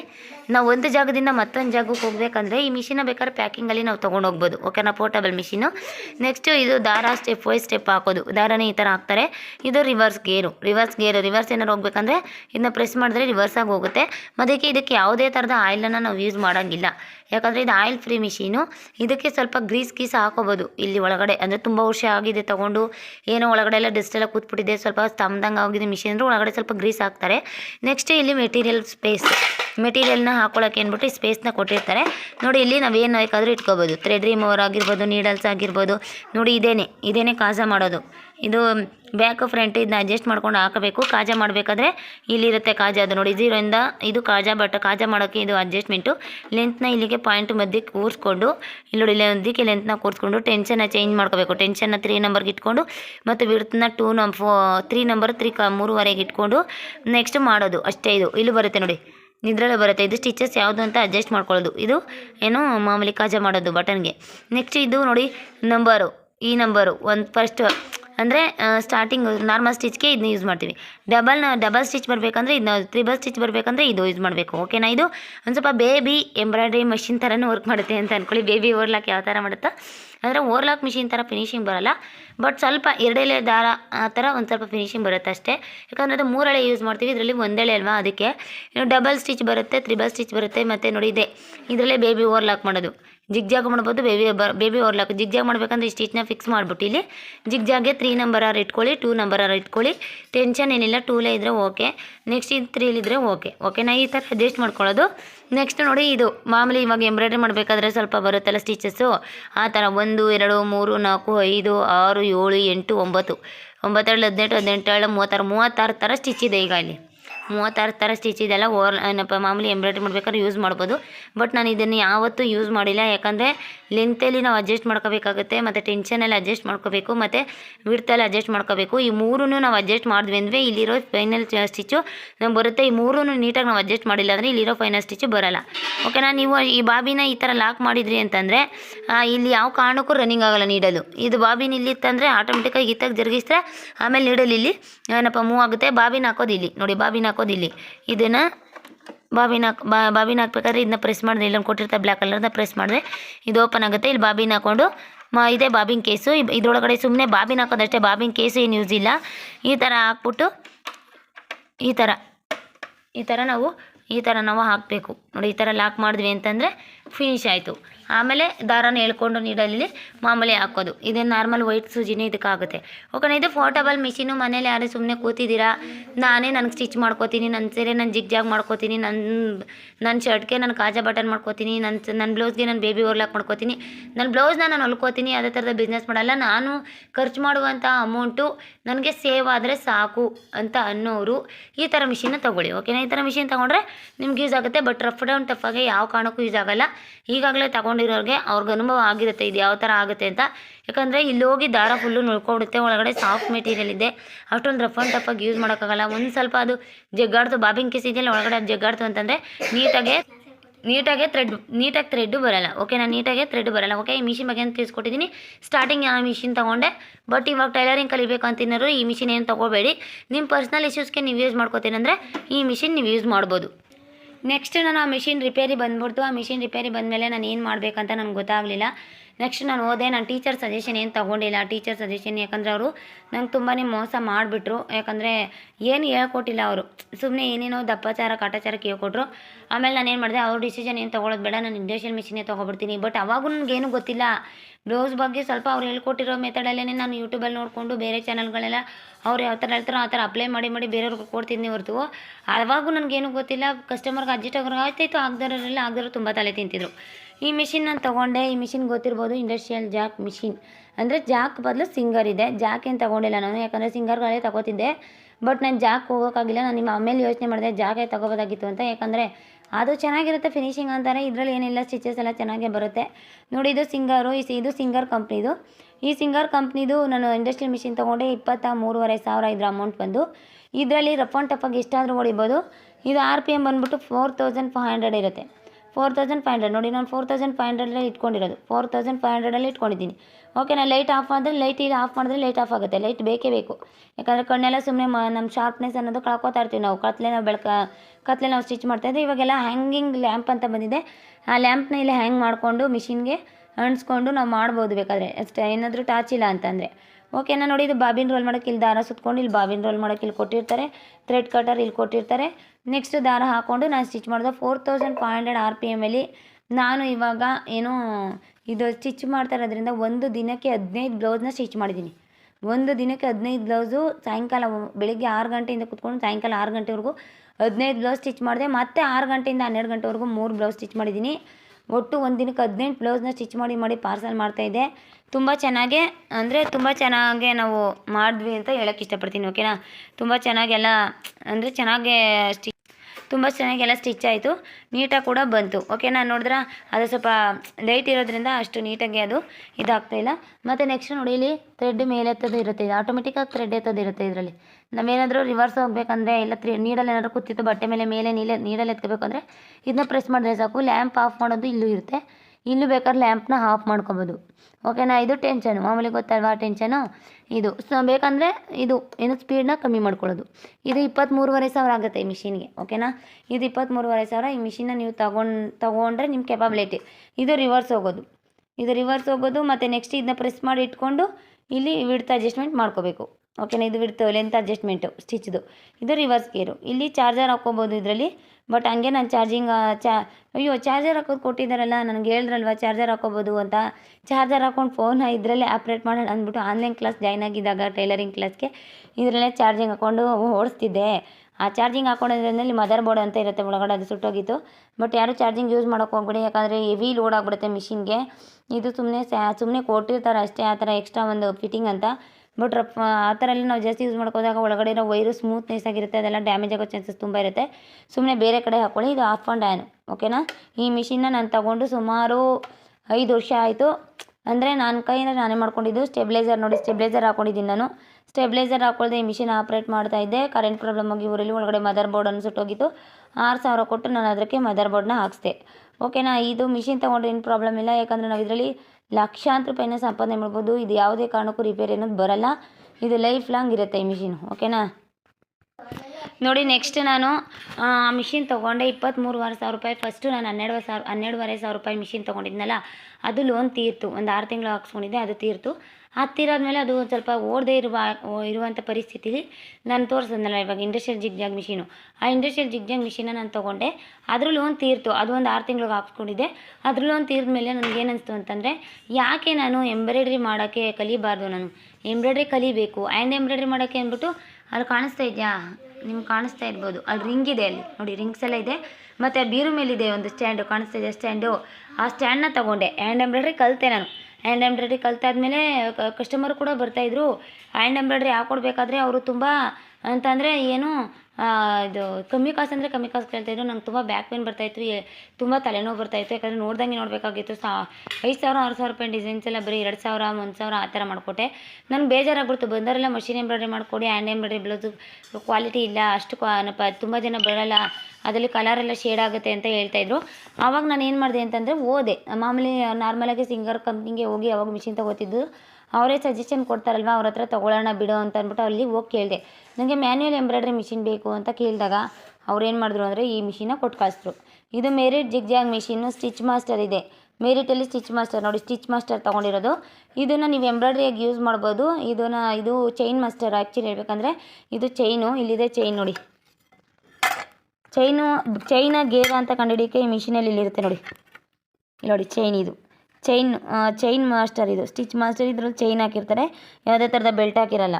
ಇದರಲ್ಲಿ ಚೈನ್ ಯೂಸ್ ಮಾಡಿರ್ತಾರೆ, ಮಿಷಿನಲ್ಲಿ ಚೈನ ಯೂಸ್ ಮಾಡಿರ್ತಾರೆ. ನೆಕ್ಸ್ಟ್ ಇದು ನೋಡಿ, ಇದು ಇದೆಯಲ್ಲ, ಇದೆಲ್ಲ ನಾನು ಮಾಡಿಸ್ಕೊಂಡೆ. ಆಮೇಲೆ ತೊಗೊಬಂದೆ ಮನೆಗೆ. ಮಿಷಿನ್ ತುಂಬ ಖುಷಿ ಆಯಿತು. ಎಂಬ್ರಾಯ್ಡ್ರಿ ಮಾಡ್ತಾಯಿದ್ದೀನಿ. ಬಂದವ್ರ ಜೊತೆಲ್ಲ ಎಂಬ್ರಾಯ್ಡ್ರಿ ಇನ್ನೂ ಕಲಿತೇ ಇಲ್ಲ. ಬಟ್ ನನಗೊಂದು ಕಾನ್ಫಿಡೆನ್ಸ್, ಎಂಬ್ರಾಯ್ಡ್ರಿ ಮಾಡೋಣಂತ ಮಿಷಿನ್ ತೊಗೊಬಂದಿದ್ದೀನಿ ಅನ್ನೋ ಕಾನ್ಫಿಡೆನ್ಸು ಎಲ್ಲರಿಗೂ ಹೇಳ್ತಾ ಇದ್ದೆ. ಆವಾಗ ಒಂದು ದಿವಸ ನನಗೆ ಗೊತ್ತಾಯಿತು, ಇದನ್ನು ನಾನು 1 ತಿಂಗಳು 2 ತಿಂಗಳು ಮುಟ್ಟೇ ಇರಲಿಲ್ಲ. ನಮ್ಮ ಯಜಮಾನ್ರು ಬೈಯೋಕ್ಕೆ ಶುರು ಮಾಡಿಬಿಟ್ರು, ಏನೋ ಮಿಷಿನ್ ಏನೋ ತೊಗೊಬಿಟ್ಟೆ, ಏನೋ ಆಪ್ರೇಟೇ ಮಾಡ್ತಾಯಿಲ್ಲ, ಸುಮ್ಮನೆ ಯಾಕೆ ತೊಗೋಬೇಕಾಗಿತ್ತು, ಲೋನ್ ಅನ್ಯಾಯವಾಗಿ ಕೊಡ್ತಾಯಿದ್ದೀನಿ ಅಂತ. ಇದು ಮತ್ತು ಅಲ್ಲಿ ಓವರ್ಲಾಕ್ ಮಿಷಿನ್ ಇದೆ ಕಾಣಿಸ್ತಾ ಇದೆಯಾ, ಅದೆರಡೂ ಲೋನ್ ಹಾಕ್ಸ್ಕೊಂಡು ತೊಗೊಬಂದಿದ್ದೆ 20,000 ರೂಪಾಯಿಗೆ. ಅದು ಒಂದು 6 ತಿಂಗಳಿಗೆ ಹಾಕ್ಸ್ಕೊಂಡೆ ಲೋನ. ಅದು ತೀರಾದ್ಮೇಲೆ ಇಂಡಸ್ಟ್ರಿಯಲ್ ಜಾಕ್ ಮಿಷಿನ್ ತೀರಾದ್ಮೇಲೆ ಇದರಲ್ಲೊಂದು 6 ತಿಂಗಳಿಗೆ ಹಾಕ್ಸ್ಕೊಂಡೆ. 6 ತಿಂಗಳಿಗೆ ಹಾಕ್ಸ್ಕೊಂಡ್ಮೇಲೆ ಇದೇನಾಯ್ತು ಅಂತಂದರೆ ಶುರು ಮಾಡ್ತೀನಿ, ಓಡ್ಸೋಕ್ಕೆ ಶುರು ಮಾಡ್ತೀನಿ. ಇದು ನಾರ್ಮಲ್ ಮೋಟ್ರು, ಆ್ಯಕ್ಚುಲಿ ಹೇಳ್ಬೇಕಂದ್ರೆ ಇದು ಕಾರ್ಬನ್ ಮೋಟ್ರ್ ಅಂತೆ. ಈ ಕಾರ್ಬನ್ ಮೋಟ್ರ್ ನಂಗೆ ಕೊಟ್ಬಿಟ್ಟು ಏನು ಫೂಟ್ ಹೆವಿ ಸುಡ್ತಾಯಿತ್ತು, ತುಂಬಾ ಸುಡ್ತಾಯಿತ್ತು. ಆವಾಗ ಏನಪ್ಪ ಸಖತ್ತು ಇರಿಟೇಷನ್ ಆಗೋದು, ಯಾಕಂದರೆ ತುಂಬ ಮಿಷಿನು ಸುಡೋದು, ಕಬ್ಬಣ ಎಲ್ಲ ಸುಡೋದು, ಏನಪ್ಪ ಮೋಟ್ರು ಸ್ಮೆಲ್ ಬರೋದು. ಫಸ್ಟ್ ದಿನ ಓಡಿಸ್ದೆ, ಯಪ್ಪ ದೇವರೇ ಏನು ಬಡ್ರ ಬಡ್ರ ಬಡ್ರ ಬಡ್ರ ಬಡ ಬಡ ಅಂತ ಏನು ಡಡೋ ಅಂತ ಸೌಂಡ್ ಬರ್ತದೆ, ಏನು 100 ಮನೆ ಕೇಳಿಸ್ಬೇಕು ಆ ಥರ ಕೇಳಿಸ್ತಾಯಿತ್ತು. ಆಮೇಲೆ ನನಗೇನಾಗುತ್ತೋ ಬೇಜಾರಾಗ್ಬಿಡ್ತು. ನಮ್ಮ ಮನೆಯವರು ಬೈಯಕ್ಕೆ ಶುರು ಮಾಡಿಬಿಟ್ರು, ಯಾಕೆ ತೊಗೊಬರ್ಬೇಕಾಗಿತ್ತು, ಇಷ್ಟೊಂದು ಸೌಂಡ್ ಬರ್ತದೆ, ಕಲಿಯಕ್ಕೆ ಹೋಗಲಿಲ್ಲ ಹಂಗೆ ಹಿಂಗೆ ಅಂತ. ಅವ್ರು ಬೈಯೋದು ಕೇಳ್ಬಿಟ್ಟು ನಾನು ಮಾಡಿದೆ, ಕಲಿತೀನಿ ನಾನು, ಬಿಡಲ್ಲ ಯಾವ ಕಾರಣಕ್ಕೂ ಅಂತ ಅಂದ್ಬಿಟ್ಟು ದಿನ ಓಡಿಸೋದು. ಸೌಂಡ್ ಒಂದು ರಾಶಿ ಸೌಂಡ್ ಬರುತ್ತೆ ಅದರಲ್ಲಿ, ಕೇಳಿಸ್ಕೊಳ್ಳೋದು. ಕಾಲು ತುಂಬ ಸುಡ್ತಾಯಿತ್ತು. ಆಮೇಲೆ ಹಂಗೆ ಕಸ್ಟಮರ್ ಕೂಡ ಹಾಕೊಡೋಕ್ಕೆ ಶುರು ಮಾಡಿದೆ. ಬಟ್ ಕಸ್ಟಮರ್ಗೆ ಹಾಕೊಡೋಕ್ಕೆ ಶುರು ಮಾಡಿದ್ಮೇಲೆ ಫಿನಿಶಿಂಗ್ ಅನ್ನೋದು ಬಂದಿಲ್ಲ, ಫ್ಲಾಪ್ ಆಯಿತು. ದಿಸ್ ಈಸ್ ಫ್ಲಾಪ್ ಆಯಿತು. ಅವ್ರಿಗೆ ಫಿನಿಶಿಂಗ್ ಅನ್ನೋದೇ ಬಂದಿಲ್ಲ. ಅವ್ರು ಬಂದು ಹೇಳಿದ್ರು, ಈ ಥರ ಯಾರಾದರೂ ಕೊಡ್ತಾರಾ ಫಿನಿಶಿಂಗ್, ಎಂಬ್ರಾಯ್ಡ್ರಿ ನೋಡಿ ಈ ಥರ ಯಾವ ಥರ ಕೊಟ್ಟಿದ್ದಾರೆ, ಇದ್ರಲ್ಲಿ ನೋಡಿ ಕೊಡಿ, ಈ ಥರ ಕೊಡೋಕ್ಕಾಗಲ್ವಂತ. ನಾನು ಎಷ್ಟೇ ಕ್ವಾಲಿಟಿ ತೆಗೆದಾಕೊ ಬಂದ್ರೂ ಇದು ಫಿನಿಶಿಂಗ್ ಅನ್ನೋದು ಬಂದೇ ಇಲ್ಲ, ಫಿನಿಶಿಂಗ್ ಅನ್ನೋದು ಬರಲೇ ಇಲ್ಲ. ಆಮೇಲೆ ನಾನೇನು ಮಾಡಿದೆ ಅಂತಂದರೆ ಯೂಟ್ಯೂಬಲ್ಲಿ ಸರ್ಚ್ ಮಾಡೋಕ್ಕೆ ಶುರು ಮಾಡಿದೆ. ಆಮೇಲೆ ರ್ಯಾಲ್ಸನ್ 130 ತೊಗೊಂಡ್ರೆ ಚೆನ್ನಾಗಿರುತ್ತೆ ಅಂತ ಸಜೆಷನ್ ಮಾಡಿದ್ರು. ರ್ಯಾಲ್ಸನ್ 130 ತೊಗೊಳ್ಳೋದ. ಆಮೇಲೆ ಕೇಳೋಣ ಅಂದ್ಬಿಟ್ಟು ಏನು ಮಾಡಿದೆ, ಬೇರೆ ಕಡೆ ಎಲ್ಲ ವಿಚಾರಿಸ್ದೆ ಕಾಲ್ ಮಾಡಿ, ರ್ಯಾಲ್ಸನ್ 130 ಚೆನ್ನಾಗಿದೆಯಾ ಅಂತ. ಆವಾಗ ಅವರು ಚೆನ್ನಾಗಿದೆ, 14,500 ಆಗುತ್ತೆ, ಅದು ಎಂಬ್ರಾಯ್ಡ್ರಿ ಪರ್ಪಸ್ಗಂತಲೇ ಮಾಡಿರೋದು ಅದನ್ನು ಅಂತ ಅಂದರು. ಆಮೇಲೆ ಇದ್ರದ್ದು ಲೋನ್ ತೀರಿ ಇನ್ನು ಸುಮಾರು 3 ತಿಂಗಳು ಆಗಿತ್ತು, ಅದು ಓವರ್ಲಾಕ್ ಮಿಷಿನು ಮತ್ತು ಈ ಮಿಷಿನು. ನಾನೇನು ಮಾಡಿದೆ ಅಂತಂದರೆ ಆವಾಗ ನಾನು ಬೈಕೊಂಡು ಮನಸ್ಸಲ್ಲಿ ಅವನಿಗೆ ಫೋನ್ ಮಾಡಿದ್ದೆ ಆ್ಯಕ್ಚುಲಿ, ಮೆಕ್ಯಾನಿಕ್ ಯಾಕೆ ಈ ಥರ ಮಿಷಿನ್ ಕೊಡಿಸ್ರಿ, ನಮಗೆ ಫಿನಿಶಿಂಗ್ ಅನ್ನೋದೇ ಬರ್ತಾಯಿಲ್ಲ ಅಂತ. ಅವರು ನಮ್ಮ ಮೇಲೆ ಎತ್ತಾಗ್ತಾಯಿದ್ರು, ಏನಂದರೆ ಯಾಕೆ ಫಿನಿಶಿಂಗ್ ಬರೋಲ್ಲ, ಬರುತ್ತೆ ಎಲ್ಲರೂ ಅದರಲ್ಲೇ ಮಾಡೋದು, ಯಾವತ್ತಲ್ಲೂ ಮಾಡಲ್ರು ಅಂತ ಸುಮ್ಮನೆ ಬಾಬ್ರಿ ಮಾಡಿಬಿಟ್ರು. ಆವಾಗ ನನಗೆ ತುಂಬಾ ಬೇಜಾರಾಗ್ಬಿಡ್ತು, ಅಯ್ಯೋ ಏನಪ್ಪ ಈ ಥರ ಮೋಸ ಹೋಗ್ಬಿಟ್ನಲ್ಲ ಅಂತ. ಬಟ್ ಓಕೆ, ಜಿಗ್ಜಾಗ್ಗೆ ಕನ್ವರ್ಟ್ ಮಾಡಿಸ್ಕೋಬೋದು ಅಂತ ಅವ್ರು ಹೇಳಿದ್ರು. ಜಿಗ್ಜಾಗ್ ಏನೇನು ಬೇಕೋ ಕನ್ವರ್ಟ್ ಮಾಡಿಸ್ಕೊಳಕ್ಕೆ ಅದೆಲ್ಲ ಐಟಮ್ ನಾನು ಆರ್ಡರ್ ಇಟ್ಕೊಂಡಿದ್ದೆ. ಎಂಬ್ರಾಯ್ಡ್ರಿ ಮಾಡ್ಕೊಂಡಾಗ ರಿಮೂವ್ ಮಾಡಿರಲಿಲ್ಲ, ಮಾಡಿದ್ದನ್ನೆಲ್ಲ ಐಟಮ್ ಇಟ್ಕೊಂಡಿದ್ದೆ, ಅದೇ ಐಟಮ್ಸ್ನ ಫಿಕ್ಸ್ ಮಾಡಿ ಈಗ ಇದರಲ್ಲಿ ಜಿಗ್ಜಾಗ್ ಮಾಡ್ತೀನಿ. ಬಟ್ ಇದರಲ್ಲಿ ಜಿಗ್ಜಾಗ್ ಮಾಡಿದ್ರು ಕೂಡ ಪದೇ ಪದೇ ದಾರ ಕಟ್ಟಾಗ್ತಿತ್ತು. ಬಟ್ ಇದು ಎಂಬ್ರಾಯ್ಡ್ರಿ ಮಾಡಬೇಕಾದ್ರೂ ಕೂಡ ಅದೇ ಥರನೇ ಪದೇ ಪದೇ ದಾರ ಕಟ್ಟಾಗ್ತಿತ್ತು. ಬಟ್ ಇದೇನು ಗೊತ್ತಾ, ಅಷ್ಟು ಫಿನಿಶಿಂಗ್ ಬರೋಲ್ಲ. ಇದು ಓಕೆ ಅಷ್ಟೇ, ಇದೇನಾದರೂ ಜಿಗ್ಜಾಗ್ಗೆ ಓಕೆನಾ. ಇದು ತೊಗೊಂಡೆ, ಲೋನ್ ತೀರ್ತು. ಇದು 6 ತಿಂಗಳಾದಮೇಲೆ ಲೋನ್ ತೀರ್ತು. ಓವರ್ಲಾಕ್ ಮಿಷಿನ್ ತೋರಿಸ್ತೀನಿ ಬನ್ನಿ. ನೋಡಿ, ಇದೇ ಓವರ್ಲಾಕ್ ಮಿಷಿನು. ಇದು ಮೆರಿಟ್ ಕಂಪ್ನಿ ತೊಗೊಂಡೆ ಓವರ್ಲಾಕ್ ಮಿಷಿನು. 3 ದಾರದ್ದು ತೊಗೊಂಡೆ. ಬಟ್ ಓಕೆ, ಪರವಾಗಿಲ್ಲ, ಚೆನ್ನಾಗಿ ಬರುತ್ತೆ. ಏನು ಫಿನಿಶಿಂಗ್ ಏನು ಅಷ್ಟು ಅಸಹ್ಯವಾಗಿಲ್ಲ, ಚೆನ್ನಾಗಿ ಬರುತ್ತಾ ಇದೆ. ಫಿನಿಶಿಂಗ್ ಏನು ತೊಂದರೆ ಇಲ್ಲ, ಫಿನಿಶಿಂಗ್ ಅನ್ನೋದು ಚೆನ್ನಾಗಿ ಬರ್ತಾಯಿದೆ, ಅಷ್ಟೇನು ಮೋಸ ಇಲ್ಲ. ಒಂದಿನ ತೋರಿಸ್ತೀನಿ ಇದಕ್ಕೆ ಯಾವ ಥರ ದಾರ ಹಾಕೋದು. ಇದಕ್ಕೆ ದಾರ ಹಾಕೋದು ತುಂಬ ಡಿಫಿಕಲ್ಟ್ ಇರುತ್ತೆ. ಸ್ಟಾರ್ಟಿಂಗ್ ಅವ್ರು ಹೇಳಿದಾಗ ಯಾಕೆ ಹಾಕೋಕ್ಕಾಗಲ್ಲ, ಹಾಕ್ಬೋದು ಅಂತ ನಾನು ಅವ್ರ ಜೊತೆ ಮನಸ್ಸಲ್ಲಿ ಬಂದೆ ಮೆಕ್ಯಾನಿಕ್ ಹೇಳಿದಾಗ.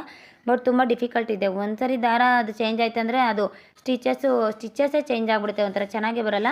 ಸರಿ ಓಕೆ, ಇದು ಸ್ಟಿಚ್ ಮಾಸ್ಟರ್ದು ಲೋನ್ ತೀರ್ತು, ಓವರ್ಲಾಕ್ದು ಲೋನ್ ತೀರ್ತು. ಆಮೇಲೆ ನೆಕ್ಸ್ಟ್ ಏನು ಮಾಡಿದೆ, ರ್ಯಾಲ್ಸನ್ ತಗೊಳ್ಳೇಬೇಕು ಅಂತ ನಾನು ಆಟ ಹಿಡಿದ್ಬಿಟ್ಟೆ. ನಮ್ಮ ಮನೇಲಿ ನನಗೆ ಬೇಕೇ ಬೇಕು ರ್ಯಾಲ್ಸನ್ನು, ನಾನು ತೊಗೊಂಡೇಬೇಕು, ನನಗೆ ಬೇಕೇ ಬೇಕು ಅಂತ ನಾನು ಆಟ ಹಿಡಿದೆ. ನೋಡಿ, ಇದೆ ರ್ಯಾಲ್ಸನ್ ಮಿಷಿನು ಮತ್ತು ಸ್ಟೀಮ್ ಐರನ್ ತೊಗೊಂಡೆ. ತೋರಿಸ್ತೀನಿ ಸ್ಟೀಮ್ ಐರನ್ ಯಾವ ಥರ ಇದೆ ಅಂತ ತೋರಿಸ್ತೀನಿ. ನೋಡಿ, ಇದೆ ಸ್ಟೀಮ್ ಐರನ್. ಕೆಳಗಡೆ ಇಟ್ಟಿದ್ದೀನಿ ಆ್ಯಕ್ಚುಲಿ, ಯಾಕಂದರೆ ಒಂದೊಂದೇ ಸ್ಟೆಪ್ಪು ನಾವು ಮೇಲೆ ಬರಬೇಕು, ಯಾವುದೂ ಅಷ್ಟೇ ಆ ಥರ ಬಿದ್ದು ಮೇಲೆ ಬರಬಾರ್ದು. ಯಾಕಂದರೆ ಇವಾಗ ಅದ್ರದ್ದು ಲೋನ್ ತೀರ್ತು. ಫಸ್ಟು ನಾನು ಪೋರ್ಟಬಲ್ ಮಿಷಿನ್ ತೊಗೊಂಡೆ, ಅದ್ರದ್ದು ಲೋನ್ ತೀರ್ತು. ಆಮೇಲೆ ಇಂಡಸ್ಟ್ರಿಯಲ್ ಮಿಷಿನ್ ತೊಗೊಂಡೆ, ಅದ್ರದ್ದು ಲೋನ್ ತೀರ್ತು. ನೆಕ್ಸ್ಟ್ ಜಿಗ್ಜಾಗ್ ಮಿಷಿನು ಮತ್ತು ಓವರ್ಲಾಕ್ ಮಿಷಿನ್ ತೀರ್ತೆ, ಅದು ಲೋನ್ ತೀರ್ತು. ನೆಕ್ಸ್ಟ್ ನಾನು ಇದು ಸ್ಟೀಮ್ ಐರನ್ನು ಮತ್ತು ರ್ಯಾಲ್ಸನ್ ಮಿಷಿನು. ನಾನು ಯಾರೊಬ್ಬರು ಕಸ್ಟಮರು ಹಾಗೆ ಐರನ್ ಮಾಡಿದೆ ಬಟ್ಟೆ ಕೊಡಬೇಡಪ್ಪ, ನನಗೆ ಐರನ್ ಮಾಡಿಬಿಟ್ಟೆ ಬಟ್ಟೆ ಕೊಡು ಅಂತ ತುಂಬ ಟಾರ್ಚರ್ ಕೊಡ್ತಿದ್ರು. ಅದಕ್ಕೆ ನಾನು ನಾರ್ಮಲ್ ಐರನ್ ಬಾಕ್ಸಲ್ಲಿ ಮಾಡೋಕ್ಕೆ ಹೋಗಿದ್ದಾಗ ಅವ್ರ ಬಟ್ಟೆನ ಸುಟ್ಟಾಕ್ಬಿಟ್ಟಿದ್ದೆ. ಆವಾಗ ಅವರು ಅಂದರೆ ಅದು ಪ್ಲೇನ್ ಪೀಸ್ ಆಗಿತ್ತು ಬ್ಲ್ಯಾಕ್ ಕಲರ್ದು. ಅದು ಹೆಂಗೋ ಸಿಕ್ಕೋದಕ್ಕೆ ನಾನು ಬಚಾವಾದೆ. ಅದು ಪ್ಲೇನ್ ಪೀಸ್ ಸಿಕ್ಕಿದ ಮೇಲೆ ತಂದು ಅದನ್ನ ಸ್ಟಿಚ್ ಮಾಡಿ ಕೊಟ್ಟೆ. ಬೇರೆ ಪೀಸ್ನ ಬೇರೆ ಸ್ಯಾರಿ ಬ್ಲೌಸನ್ನು ಆಗಿದ್ರಾಗೆ ನಿಜವಾಗ್ಲೂ ಅವ್ರು ಕೋಪ ಮಾಡ್ಕೋತಿದ್ರು ಏನೋ ಗೊತ್ತಿಲ್ಲ. ಆಮೇಲೆ ಅವ್ರು ಹೇಳಿದ್ರು ನನಗೆ, ಅವರು ಬೇರೆ ಸಿಟಿಲಿ ಓದಿಸ್ತಿದ್ರಂತೆ, ಸ್ಟೀಮ್ ಐರನ್ ತಗೋ ಜ್ಯೋತಿ, ಚೆನ್ನಾಗಿರುತ್ತೆ ಅದು. ಸ್ಟೀಮ್ ಐರನಲ್ಲಿ ಸ್ಟೀಮ್ ಮಾಡಿದ್ರೆ ಬಟ್ಟೆನೂ ಸುಡಲ್ಲ ಮತ್ತು ಅದು ತುಂಬ ಚೆನ್ನಾಗಿರುತ್ತೆ ಅಂತ ಕೂಡ ಹೇಳಿದ್ರು. ಆವಾಗ ನಾನೇನು ಮಾಡಿದೆ ಅಂತಂದರೆ ಸರಿ ಅಂದ್ಬಿಟ್ಟು ಸ್ಟೀಮ್ ಐರನ್ ಬಾಕ್ಸ್ ಅಂತ ನಾನು ಇದ್ರಲ್ಲಿ ನೋಡಿದೆ ಯೂಟ್ಯೂಬಲ್ಲಿ. ನನಗೇನು ಸ್ಟೀಮ್ ಐರನ್ ಬಗ್ಗೆನೇ ಗೊತ್ತಿರಲಿಲ್ಲ. ಅವಾಗ ತೋರಿಸ್ತಾ ಇದ್ದಾಗ ಅದನ್ನ ಸ್ಕ್ರೀನ್ಶಾಟ್ ಇಟ್ಕೊಂಡು, ಇದು ನೋಡಿ ಸ್ಟೀಮ್ ಐರನ್ ಬಾಕ್ಸ್, ಇದಕ್ಕೊಂದು ಟೇಬಲ್ ತರಬೇಕು. ಇನ್ನೂ 1-2 ತಿಂಗಳು ತಡ, ಯಾಕಂದರೆ ನಾನು ಅಮೌಂಟನ್ನು ಗಳಿಸ್ಬೇಕಾಗುತ್ತೆ.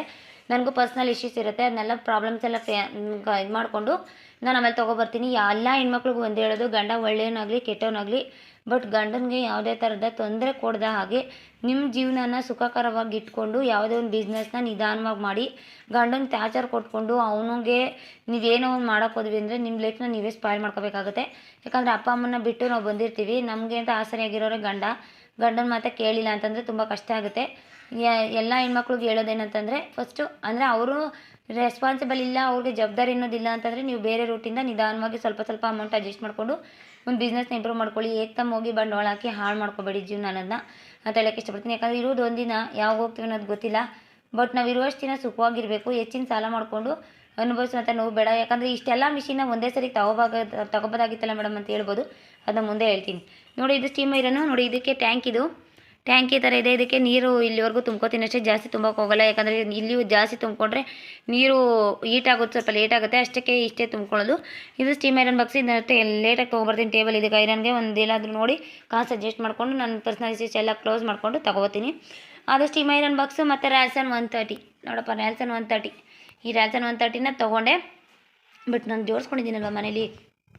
ಬಟ್ ಏನು ಗೊತ್ತಾ, ರ್ಯಾಲ್ಸನ್ 130 ತೊಗೊಂಡ್ಮೇಲೆ ಸ್ವಲ್ಪ ಬಿಗಿ ಇರುತ್ತೆ ಮಿಷಿನ್. ಸ್ಟಾರ್ಟಿಂಗ್ ತೊಗೊಂಡಾಗ ಆ ಮಿಷಿನ್ ಬಿಗಿ ಇದ್ದಾಗ ನಾನು ಆಪ್ರೇಟ್ ಮಾಡೋದು ಸ್ವಲ್ಪ ಕಷ್ಟನೇ ಆಯಿತು. ಯಾಕಂದರೆ ಅದು ಸ್ವಲ್ಪ ಪಾರ್ಟ್ಸ್ ಎಲ್ಲ ಒಳಗಡೆ ಲೂಸ್ ಬರಬೇಕು, ಅದು ರನ್ ಆಗಿ ನಾನು ಅದು ಕ್ಲಾಸಸ್ ಎಲ್ಲ ಶುರು ಮಾಡಿದ್ದೀನಿ, ನಿಮ್ಗೆ ಹೇಳ್ಕೊಟ್ಟಿದ್ದೀನಿ. ತುಂಬಾ ಚೆನ್ನಾಗಿ ಬರ್ತಾ ಇದೆ. ನನಗೂ ಅಷ್ಟೇ ತುಂಬ ಚೆನ್ನಾಗಿ ಬರ್ತಾ ಇದೆ. ನನಗೂ ಏನು ಮೋಸ ಆಗಿಲ್ಲ. ಬಟ್ ನೋಡಿ ನಾನು ಯಾವ ಸ್ಟೇಜಲ್ಲಿದ್ದೆ, ಈ ಮಿಷಿನ್ ಸ್ಟೇಜಲ್ಲಿ ನಾನು ಇದ್ದಿದ್ದು. ಕಷ್ಟಪಟ್ಟಿಲ್ಲ ಅಂದರೆ ಮನುಷ್ಯ ಯಾವ ಕಾರಣಕ್ಕೂ ಮುಂದೆ ಬರೋಕ್ಕಾಗಲ್ಲ. ಅದಕ್ಕೆ ಎಲ್ಲರಿಗೂ ಒಂದು ಹೇಳ್ತೀನಿ, ದಯವಿಟ್ಟು ಕಷ್ಟಪಡಿ. ಒಂದೊಂದೇ ಸ್ವಲ್ಪ ಫಸ್ಟು ಸ್ಟಾರ್ಟಿಂಗು ಗಂಜಿ ಕುಡಿಯೋದ್ರಿಂದ ಶುರು ಮಾಡೋಣ ಜೀವನನ, ಆಮೇಲೆ ತುಪ್ಪನ ಉಣ್ಬೋದು.